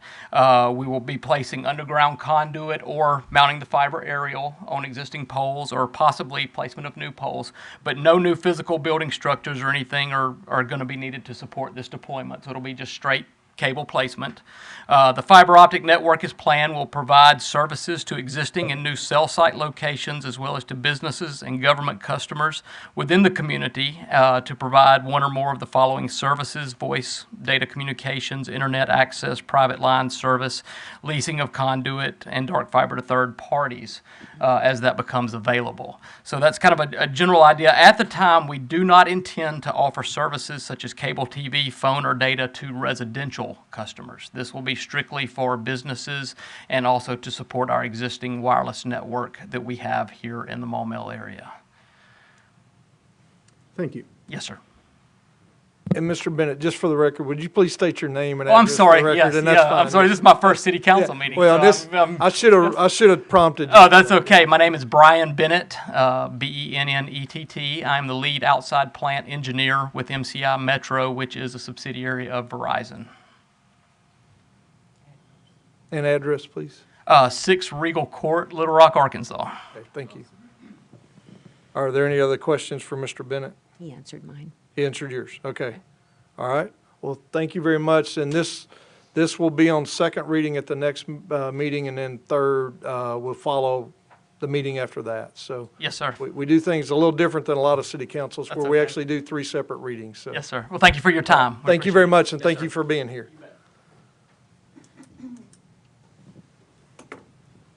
Next item is resolution number, and you're welcome to leave. Yes, sir. Okay, yeah, all right. Next item is resolution 2018-07, Rolling Oaks Soccer Complex. Madam City Clerk, if you'd read that by title only.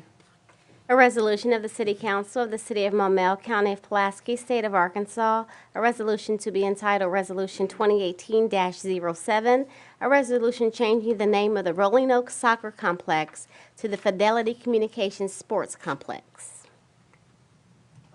Okay, we have Mr. Joshua Clausen and I think Mr. Alan Forrest may be here tonight. And so at this time, we'd like to maybe hear from Mr. Clausen, and he can kind of give you an overview of how this came about. And if you would, state your name and address for the record, please, sir. Yes, sir. Joshua Clausen, 6 Ozark Drive. I'm not sure I've done that in quite some time. Alan, if you want to come up, and Alex, let me introduce a couple of folks to you. Alan Forrest is our communications guy on our board. And Alex Burgess is our director of coaching that we've brought on in the fall. My name is Joshua Clausen. I'm the president of the MSC board, and we're happy to be here with you tonight. The kids were a little disappointed that there was not a little bit more conversation on impact fees, but I think they'll get over it. We'd be remiss if we didn't first and foremost thank the city, and in particular Mr. Rayburn while he's here. The Maumelle Soccer Club has a terrific relationship with our Parks Department and the city. We have wonderful facilities. We play all over this region of the country, not just all over Arkansas, but we have just terrific facilities, and we're really proud of the relationship that we've got going with the city, so we wanted to say thank you first. In the interest of time, I'm going to try not to do a whole long thing for you, just give you a couple updates on the club and what we've been doing. MSC has been around for a long, long time. I think at one point in time, Councilmember Mosley was president of that club. Oh, was it your wife? Okay, but has been very involved in the club. We've been serving the recreational soccer needs of the city for more than 30 years. And what has happened over time, as kids get older and they get more and more involved in the program, they become more and more competitive and look for another level of play.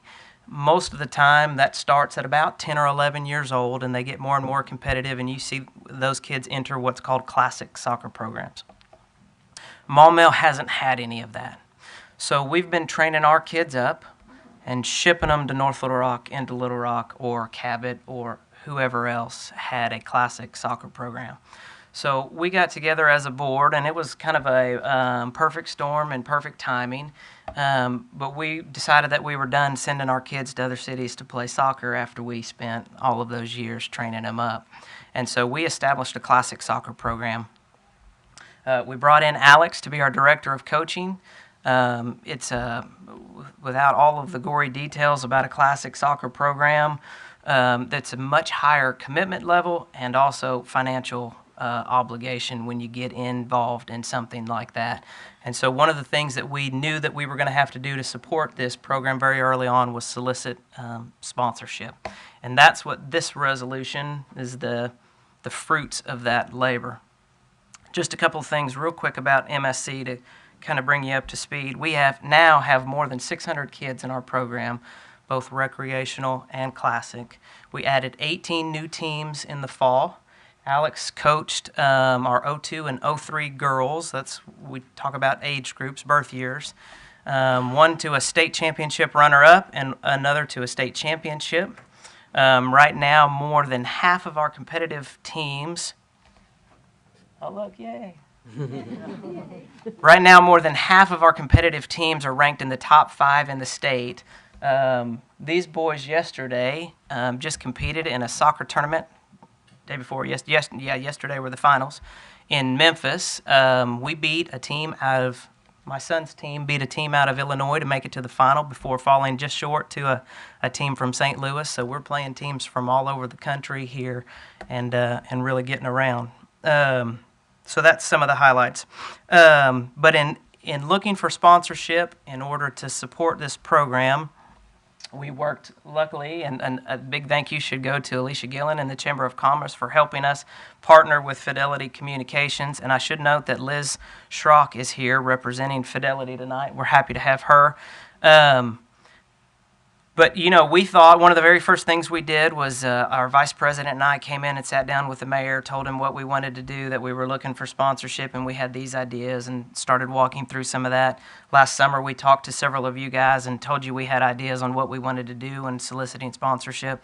Luckily enough for us, rather than naming 10 different fields and, doing this here and this here and this there, we ran into a partner like Fidelity Communications who said, "We believe in what you're doing. We want to support your kids. We'd like to be the exclusive sponsor of Maumelle Soccer." And so this is one of the things that we wanted to do to show our appreciation for Fidelity and what they're doing for us. You can see in the resolution that they've agreed to sponsor us to the tune of $45,000 over the next 2 years. That's a really big deal for our club and for our kids.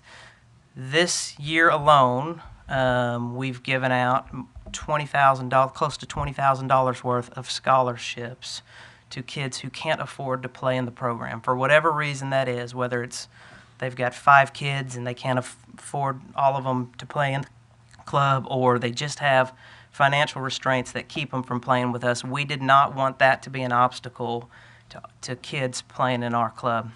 The other thing that we've been able to establish already in such a really short time is that I told you at the very beginning, we'd train our kids up and we'd ship them out. Maumelle is now a soccer destination, right?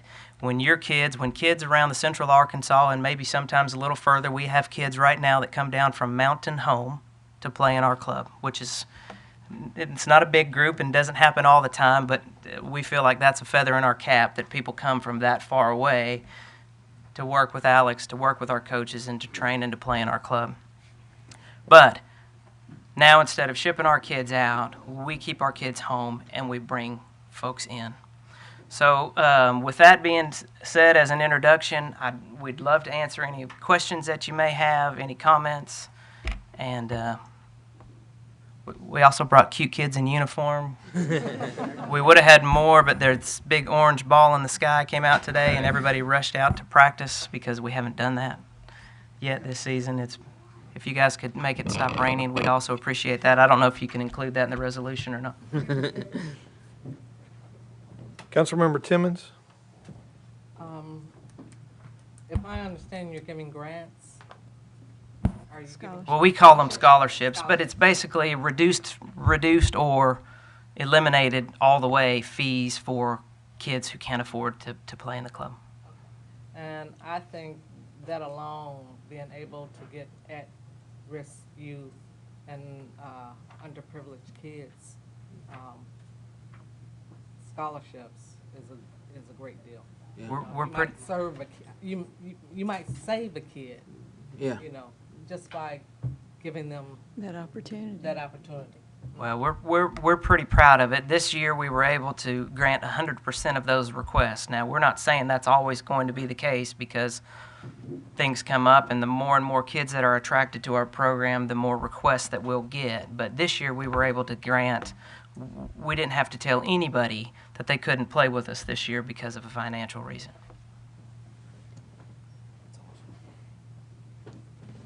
Okay, Councilmember Mosley?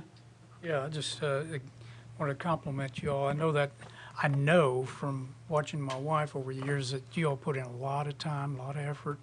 It's not easy doing what you do, and you're doing something that you'll always remember, and it helps these kids.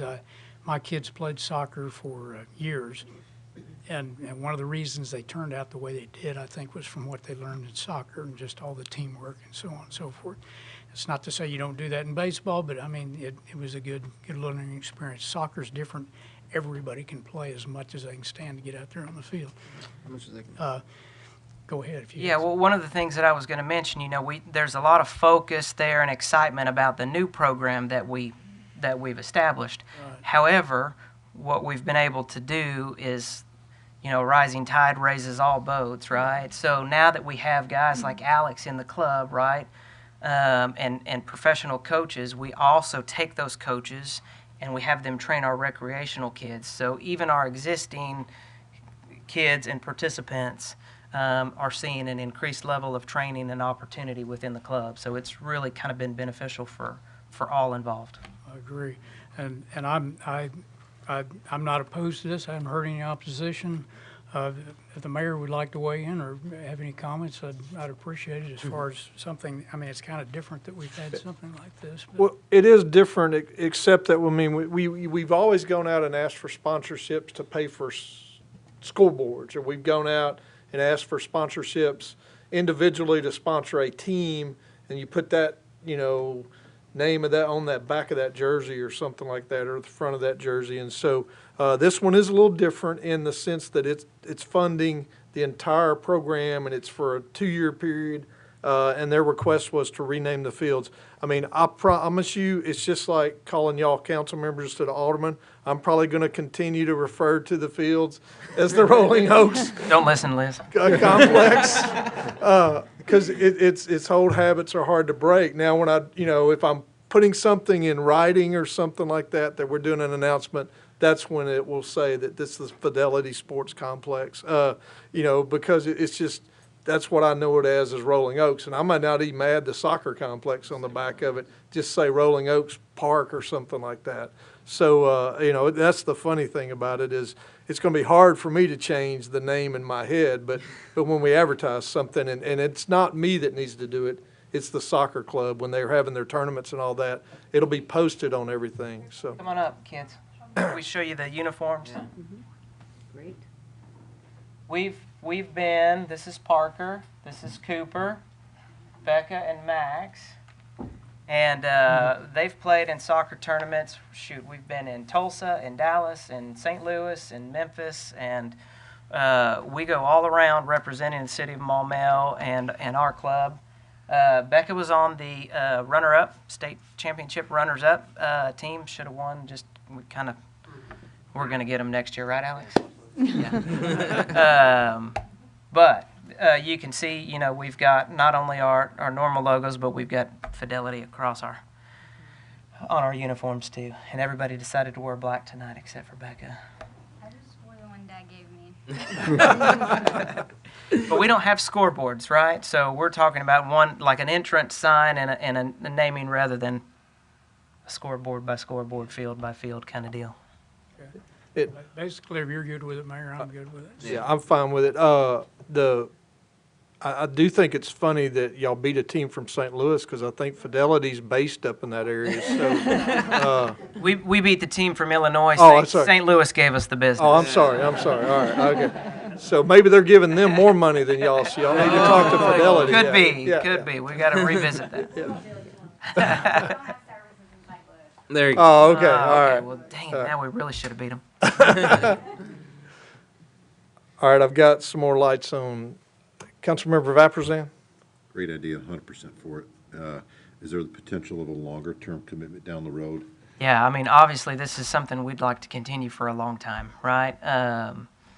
With the nature of any business, I don't know what. There's a way that we could more benefit Fidelity. By the way, for $45,000, Liz, I would change my last name to Fidelity. So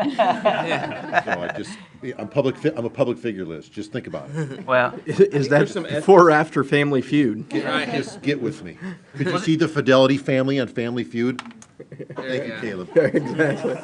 This was a new endeavor for us, and I'm sure for Fidelity as well. So what we want to do is show them a good product, right? And I think that we're doing that so far. And yeah, we'd like to have a long-term relationship with them. You bet. They've been terrific for us. All right, Councilmember Williams? It sounds like a dream come true. I know how hard it is to get sponsorship money, and I appreciate Fidelity for stepping up and doing this for our kids. I've got one who plays too, so a grandkid, and she loves it, and I appreciate what y'all do, what you give back to these kids, and the sponsorships sound amazing, and I am all for this. I appreciate the hard work you put into it. Our pleasure, and thanks for sponsoring our resolution and working with us. Councilmember Holt? Hey, I know you talked to me way last year about this and about them being sponsored, and you know, I think it's a great idea then. Living across the street from a soccer field, I know it's a big business, that's for sure. So I have had Fidelity since the very first day they got here. They've treated me great. They take care of me. Super company. And I think if I vote yes, I deserve a shirt. We'll see what we can do.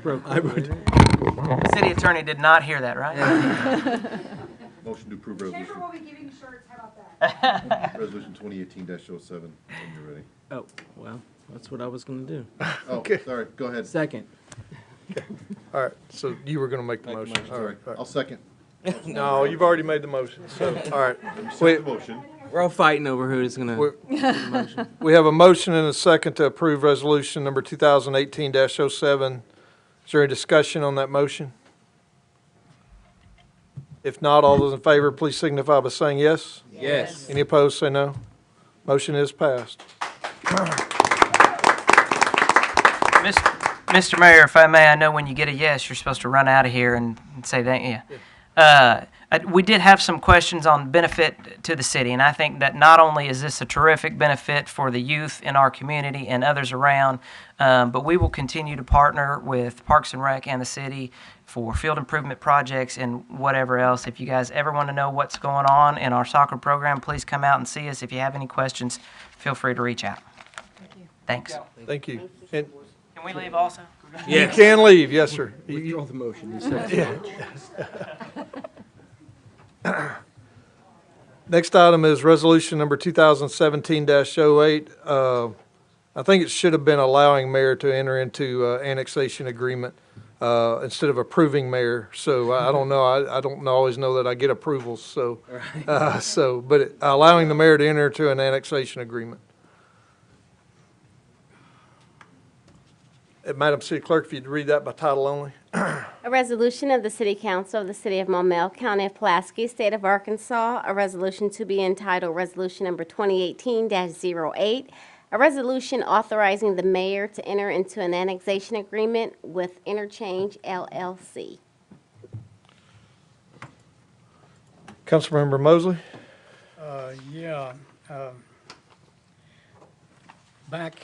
Back, I guess, a couple of years ago, we kind of implemented a little policy that if we had a resolution that involved a very complicated matter, very serious matter, that perhaps we look at it over two sessions. We take the first council session to try to beat it up and see if it's something we want to do, and then ask follow-up questions and things at the next one. I'm assuming people remember this? I only remember it being pertaining to budget items, budget resolutions, not anything that was difficult. Oh, is that right? That's what I remember. Yeah, Now, so that's we haven't actually discussed that or invoked it for a year or so, and I wasn't sure. Right. Okay, That's what I remembered it being related to. okay. All right, we'll proceed on here, I'm sorry. Okay, well, and basically, we've been talking for a while about the annexation agreements. We've been working with Mr. Freeman's attorney. Mr. Freeman is the one of the owners of Interchange LLC, or represents him, and then his attorney. And so this is, as it's spelled out, it's an annexation agreement. If certain conditions are met, they would annex to the city of Maumelle, and then we're required to do certain things. And one of the things that I was fighting for one is that we would the only thing that we're guaranteeing that we would do in the future, as far as any future services, is provide police and fire protection. We would not provide any additional utilities or anything like that. It's item 6, is if you want to flip on page 3. But it just says Interchange acknowledges that water lines to the interchange will be provided by Central Arkansas Water, that sewer utilities to the interchange will be provided by North Rock Wastewater, and that natural gas, electricity, and other utilities will be provided by third parties. Interchange agrees that the city will not, by virtue of this annexation of the interchange property to the city, be required to construct any water, sewer, electric, or gas lines to the interchange property. However, the city agrees that once annexed into the city, the interchange property shall be entitled to police and fire protection and all other services offered to the property owners of the city. So, therefore, in my mind, we're not promising that we're going to provide utilities. We're not promising any road improvements into these areas or anything like that. And so, yes, it is complicated procedure, but it's you've had them since Thursday to review and then to ask any questions of myself or the city attorney on this resolution. So. I was mainly concerned, we really haven't discussed any of this in public, and, I know it would be a very difficult thing to, and this actually looks kind of like what I expected would come out. But anyway, so that was my thought on all that, but I think we'll go ahead and see what we can do here. Any other, I did notice that there's no water and sewer, and that was I compared the agreements from the first one. I'll have to say this about the mayor. I asked him years ago, I read the old one back before I even ran for office, back in 2011 or 2012. And my mouth just dropped open of all the convoluted things that we would be obligated to provide under that other one. There were very interesting things with zoning, and the water and the sewer was a tremendous wild card as far as cost and what the city would have had to have done if we had not gotten the CAW and the North Little Rock wastewater thing to come down that alley. I don't know how many millions that we might have been on the hook for, but that was a very fortunate thing that happened. Yeah. And my thoughts going into this is we need to be these are very sophisticated people, I think, that we're dealing with. Probably one of the most sophisticated landowners anywhere in Arkansas. Very, very brilliant individual that owns these corporations. And he's good. And I've been concerned that maybe, he's got some high-powered attorneys. He's got experience, advice, that sort of thing. And I want to make sure that we've done all we can to protect ourselves, especially on zoning, as far as this thing goes forward, to make sure we get out of this what we're actually shooting for, and that's more commercial development. So, we can hammer it tonight. We may say we need to hammer it some more. But I think we all need to be very, very, very comfortable with whatever we come up with tonight. If we approve this sales tax thing, that's going to be a big change for Maumelle, and this is the biggest thing I think that will impact going forward, and how things develop out that way. So we need to be very, very careful with what we do. Make sure we've beaten this thing up. So, but I was very, very pleased that this agreement didn't have water and sewer in it, but there's very similar language as far as zoning, allowing, which is very interesting, a landowner to basically, as I read it, dictate to the city what the zoning will be on this at various points. I cannot really follow at what points that can be done, but that's something I'm not comfortable with at this point. I think it's very unusual also, the business about the land from the rest area. He wants to control that after this thing goes, and he's asking us to help him with that. And that's, I don't know how unusual these kind of things are, but these are very, very unusual things. There may even be constitutional questions as far as a landowner being able to dictate his own zoning. And well- there's a lot of serious things we need to kind of look at here. Okay, well, and the number 3 says the city agrees to zone all of interchange property as interchange shall direct in its petition. But basically what they're gonna do is request some kind of zoning that's not valued as much at the start, but then it says the city agrees to zone or rezone any portion of the interchange property and west property to a zoning classification of C3 or C4, that's based on our planning director's recommendation that this property should be C3 or C4. C4 is highway commercial, which is the same thing we have it at Morgan. So, and then the lands maybe not directly on that street would be C3. You don't know, that's the problem right now, is you don't know how it's gonna fully develop as far as, right next to the interchange may develop C4, but then the land further removed from that would be C3. But what you also look at in number 8, it says, the parties agree and understand that this agreement must be considered and adopted by the Maumelle City Council. So, Just talking about just this agreement here.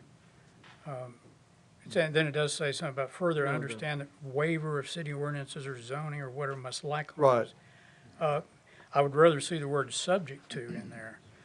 Subject to that, that's a little bit more clear than waiver.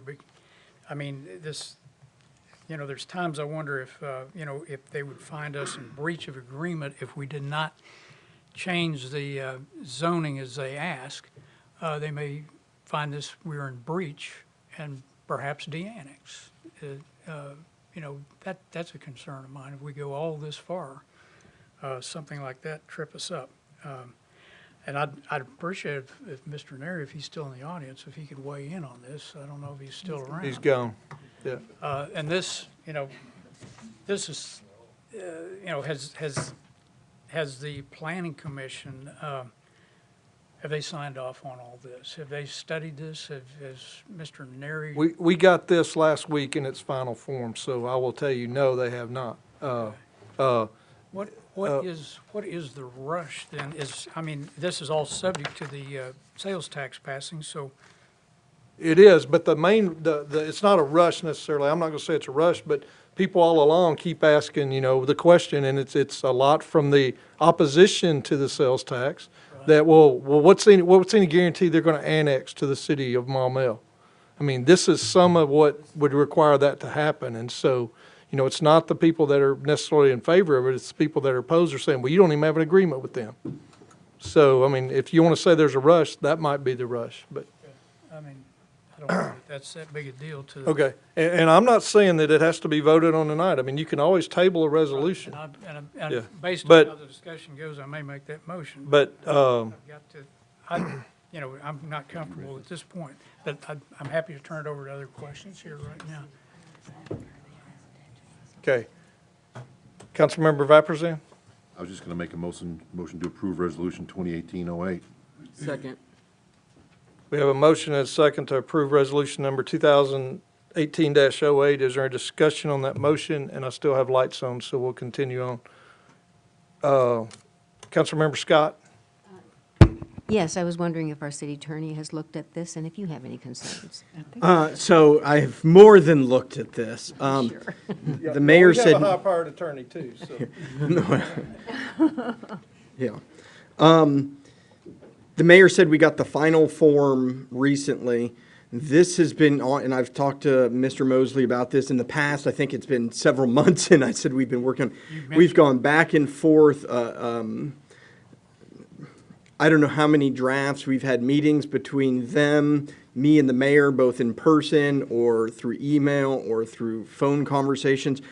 Listen, I'm never going to say that because I've looked at this and approved of it, somebody who has spent their career in this might pick up something that I didn't. But I would say that if you compare this annexation agreement to the ones that we had in the past, we fought very hard to do things like make it very clear that we're not paying for roads, we're not paying for anything other than the interchange itself. And then once annexed in, police and fire, and you'll be treated just like everyone else. I know they're planning a road through there. We're not building a road through their property. At least it's not promised in this annexation agreement. They wanted us to guarantee that we'd rezone it at any point in time to whatever classification they wanted. The mayor and I both said not no, but heck no. So we, after going back and forth, and you know how these things go, back and forth, and let me talk to my client and so on and so forth, we've limited it to C3 or C4.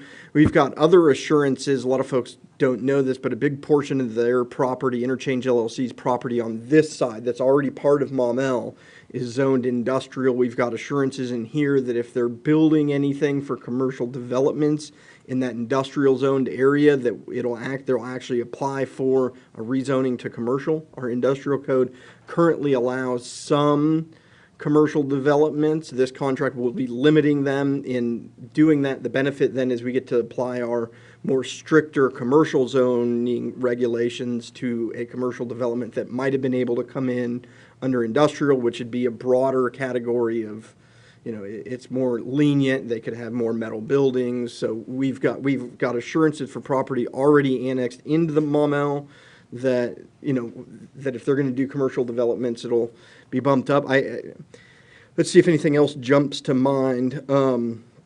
We did put in there that we're clear that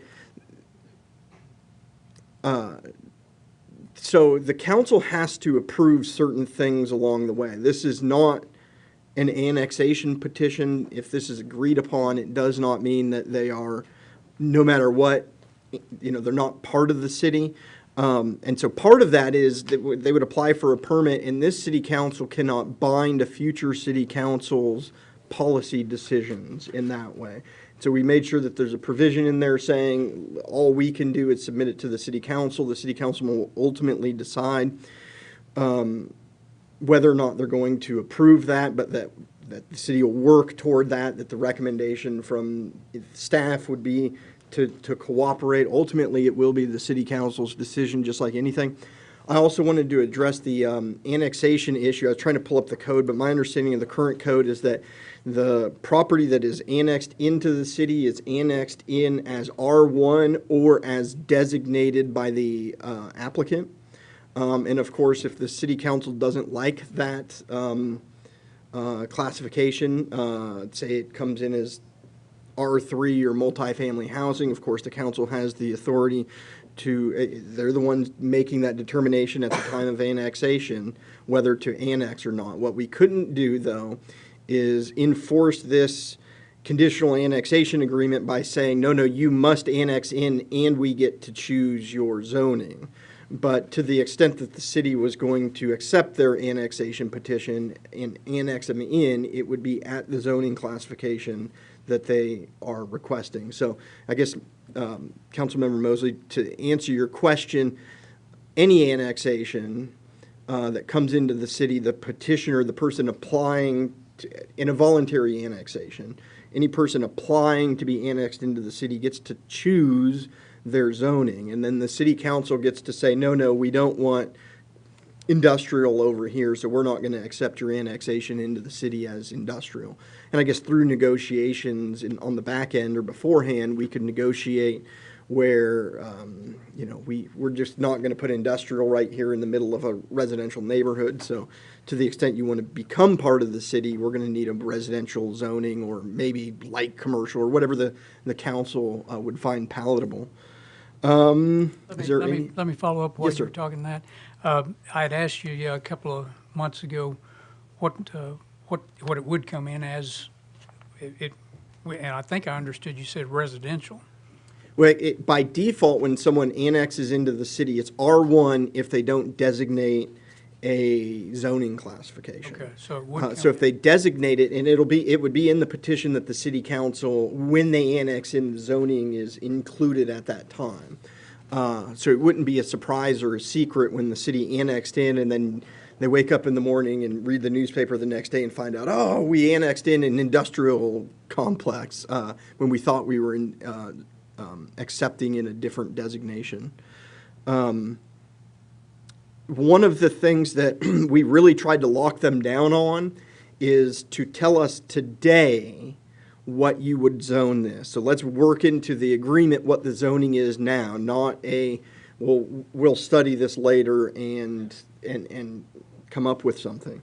And the difficulty with that is that they said they just wouldn't know the best use of each individual parcel until, and Eric Holloway's informed of this. I see him nodding.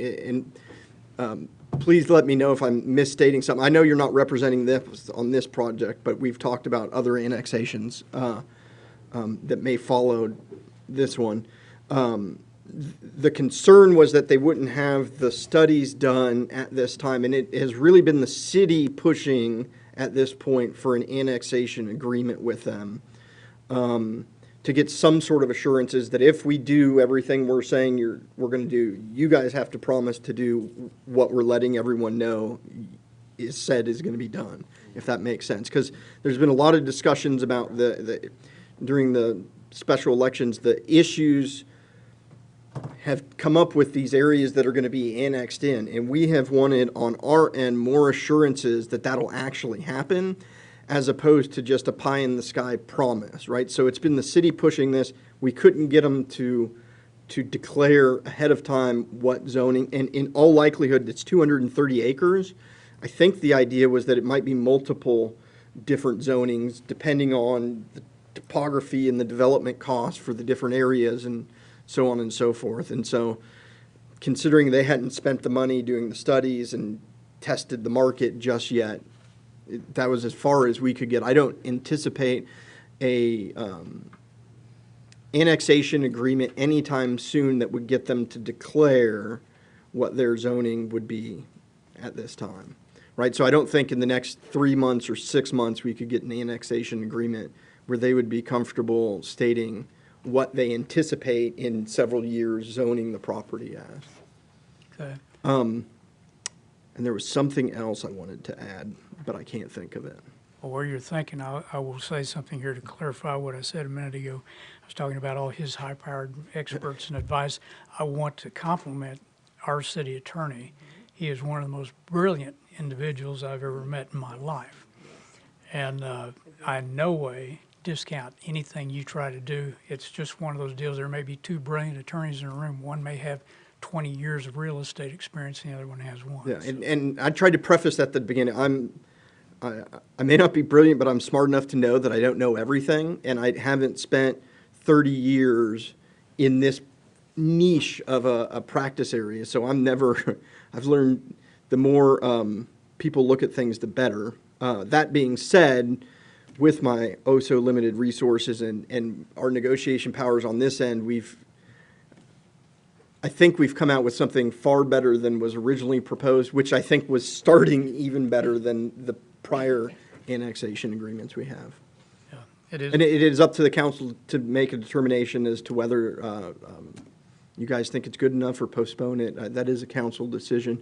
I would also note, since apparently I'm talking and someone pulled the cork out and I won't shut up, as soon as we go forward with this, there are other property owners in this area that we are using this annexation agreement as the template. I've got forms of others. If this is approved and the council's okay with it, I would expect to see additional annexation agreements forthcoming pretty quickly, as an FYI. I want to add one thing. I was the person that was tasked with fulfilling the agreement that was made prior to, and I was going to say something good about you, and that was it. I forgot to follow up. well, Go ahead. But that's part of what drove me to try to make, this one didn't just get rubber stamped or came through the first time, because that agreement caused a lot of heartburn and headache and lack of sleep for me too. So, Probably, yes. yes. So I tried to, you know, it's always a give and take. There's a negotiation and everything when you're doing these agreements, but I've had to live through one that I hated so much that I tried to make this one at least palatable to myself too, so that you know, it's more desirable for the city, so. I remember our conversation. I said, this is a really tough deal, and you said, yes, it is. And you know, you don't elaborate a whole lot, but I said, you know, you're very brave for taking this on because I don't know how this is going to turn out, you know. And so it is probably turning out better than we would have ever expected, that first one. And I wanted to add this really quick. Our goal was to have this annexation agreement at the time that you guys had the ordinances on the special election. So, and I think we had preliminary drafts and we're going back and forth at that time. And so, just to reiterate, it is not last minute. Cut and paste. It is not cut and paste, and has been a definite back and forth. That being said, don't not vote to table it because you think I will be insulted. If that's what, clearly I'm saying I would not be insulted or take it personally if y'all wanted to get someone else to look at it or to write the thing in next time. And thank you for responding to my question because I kind of knew what had gone on and I wanted you just to vocalize that. So thank you. Thank you. Councilmember Holt? Thank you, Mr. Mayor. I'm just going to try to wade through the first part. My part of it mostly is about the heading on the resolution itself. The heading, the resolution authorizing the mayor to enter into an annexation agreement with Interchange LLC. So the first whereas says that LLC owns the 240 acres, and they're the ones we would be dealing with. Second paragraph says, well, there's going to be an election for taxation, and then just goes on to the third one, says that if the 420 acres of land are annexed, well, then the city and the LLC want to, they agree they want to do that. The fourth one says, well, if the measure passes, which refers to paragraph 2, well, then we desire to develop this. But the last one says, well, the city council, if we enter into it, that we will eventually be annexing their property. So what is this resolution? Are we doing it to go ahead and do it, or is there some kind of delay that eventually, what is the eventually thing that we're not dealing with right now? So this is an annexation agreement. It is not an annexation petition. If the city council approves this resolution, it'll authorize the mayor to enter into the annexation agreement. There are several conditions in the annexation agreement, probably most easily discernible as the results of the special election coming up on the March 13th is the date, in case anyone didn't know that. If that fails and we don't get the funding at that time, then this annexation agreement is essentially, it's not void, but they're not obligated to annex into the city of Maumelle. Right. It does sound like there's been an awful lot of discussion that the council has not been privileged to. So this is like brand new, to me at least. 2 meetings ago, I approached the mayor after the meeting and explained to him that one of my constituents had asked about annexation, that during the presentation that there had said that there was a couple of property holders that were holding out and were not ready to annex. So the mayor told me that, well, no, they're going to wait until after we pass this and then we will annex. So now we have this, the Monday prior to the election, a week from 1 week away, and sorry folks, it sounds like more of a all of a sudden here we are just before the election, and it sounds like, well, we're trying to convince everybody that we really do want to do this, and it's like I don't know what it is. I'm not going to make anything else out of it. I'm just saying that for this council, this is an incredibly important decision for these 8 members to have to vote on. Yes, we're not the lawyers and we're not the developers and we're not anything, but just that we're just the ones that vote. And I would, if we could table this, I would be glad to make a second motion that we table this and give us some time to read it and study it and ask questions. It is a huge responsibility and a lot of money is involved. And the future of our city is involved. So I don't think it would be, I'm not going to call it rushing. I just wish that we could have a little bit more time to think about it. Thank you, Mr. Mayor. Thank you, Councilmember Holt. I guess you made a motion to table, right? We've already have a motion. Well, I understand, but there can be a subsequent motion, so. Are you asking? That's correct. Okay, no, I'm asking Councilmember Holt, he made a motion to table, so, And I will second that motion. okay. There's a motion and a second to table Resolution 2018-8, and that's wrong too. It should say 2018 in the agenda, 2018-08. Okay, and so that takes precedence over the previous motion. So now we're discussing whether to table Resolution 2018-08.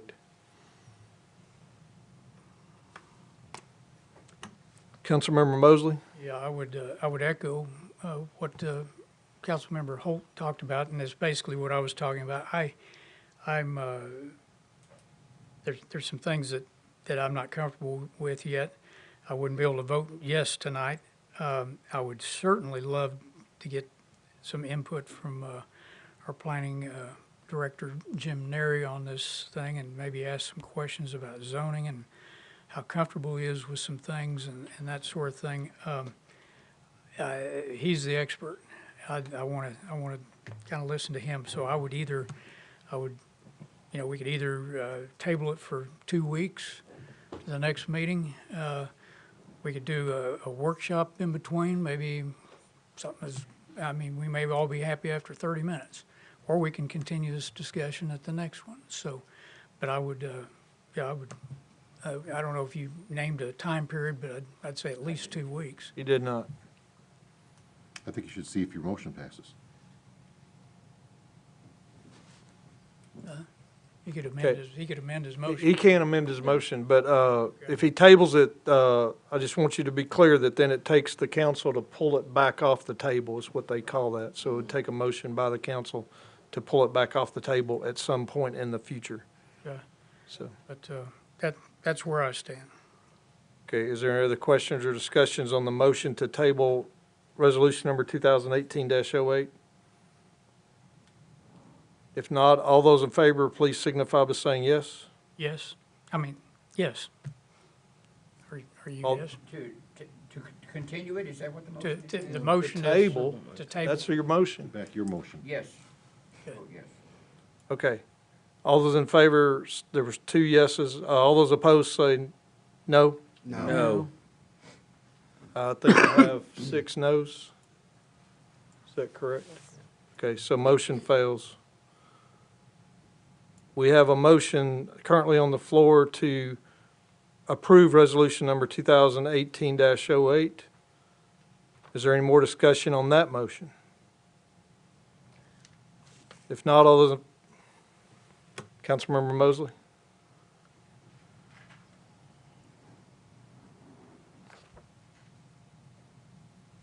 No, I think I've asked all my questions here, and so we might as well go ahead and vote.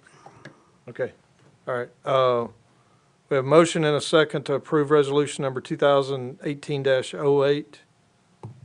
Is there any discussion on that motion? If not, all those in favor, please signify by saying yes. Yes. Any opposed, say no. No. Motion passes.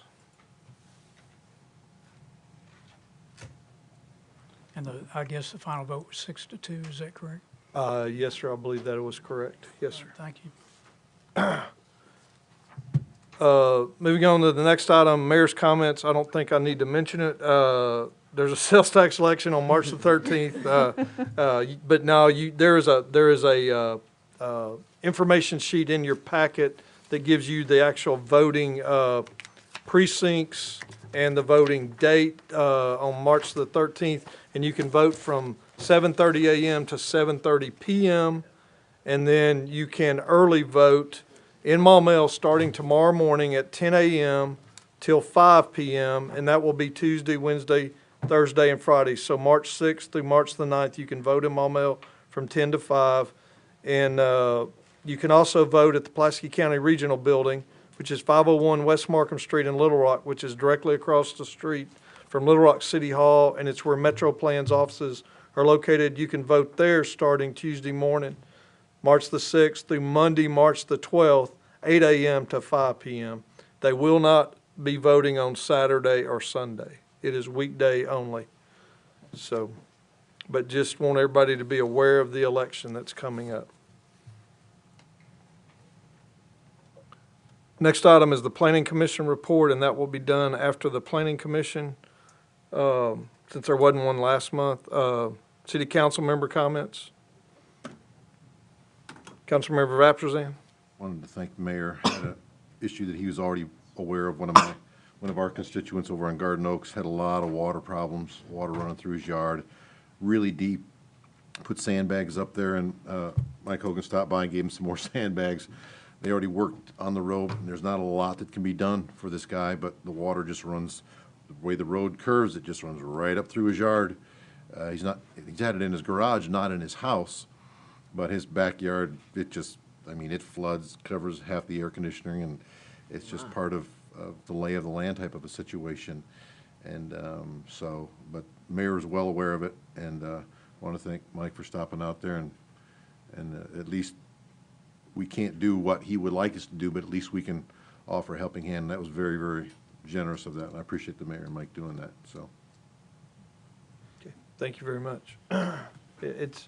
I told someone the other day that the most helpless feeling that any mayor or city official can have is when you're standing in somebody's yard just watching the water come up and it continues to rain and there's nothing you can do. I mean, you want a big umbrella to try to stop it, you know, but it just, it's a helpless feeling, I will tell you that, and not one that I like to experience, so.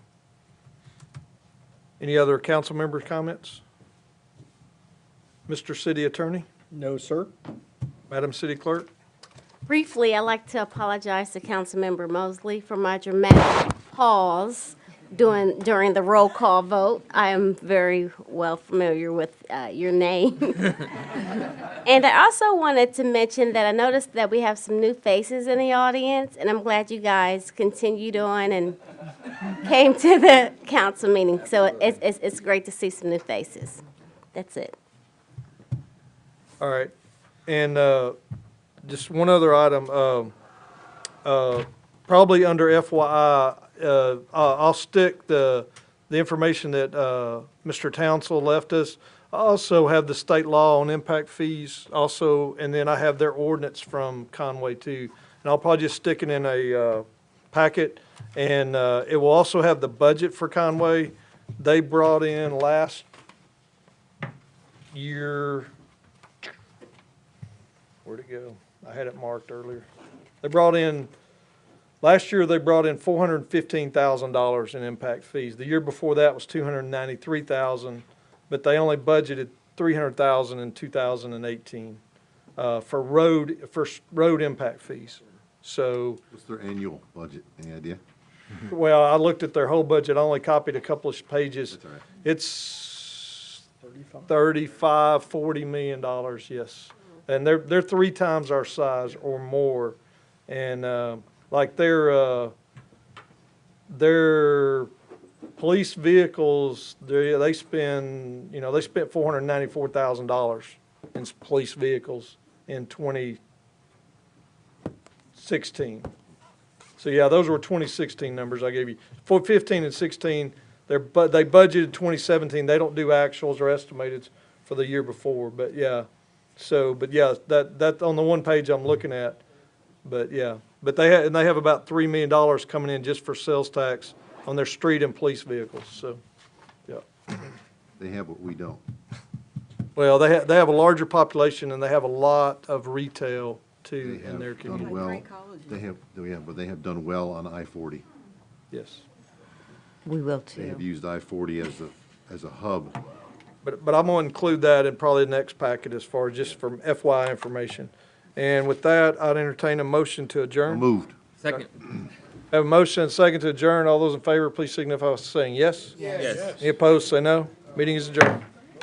Is it really going to look like that? No, the red line will be on top Okay, of it's been that. driving me Yeah, crazy yeah. the whole time. No, they looks can't, funny on on my a ball. printer, he can't do, like when he makes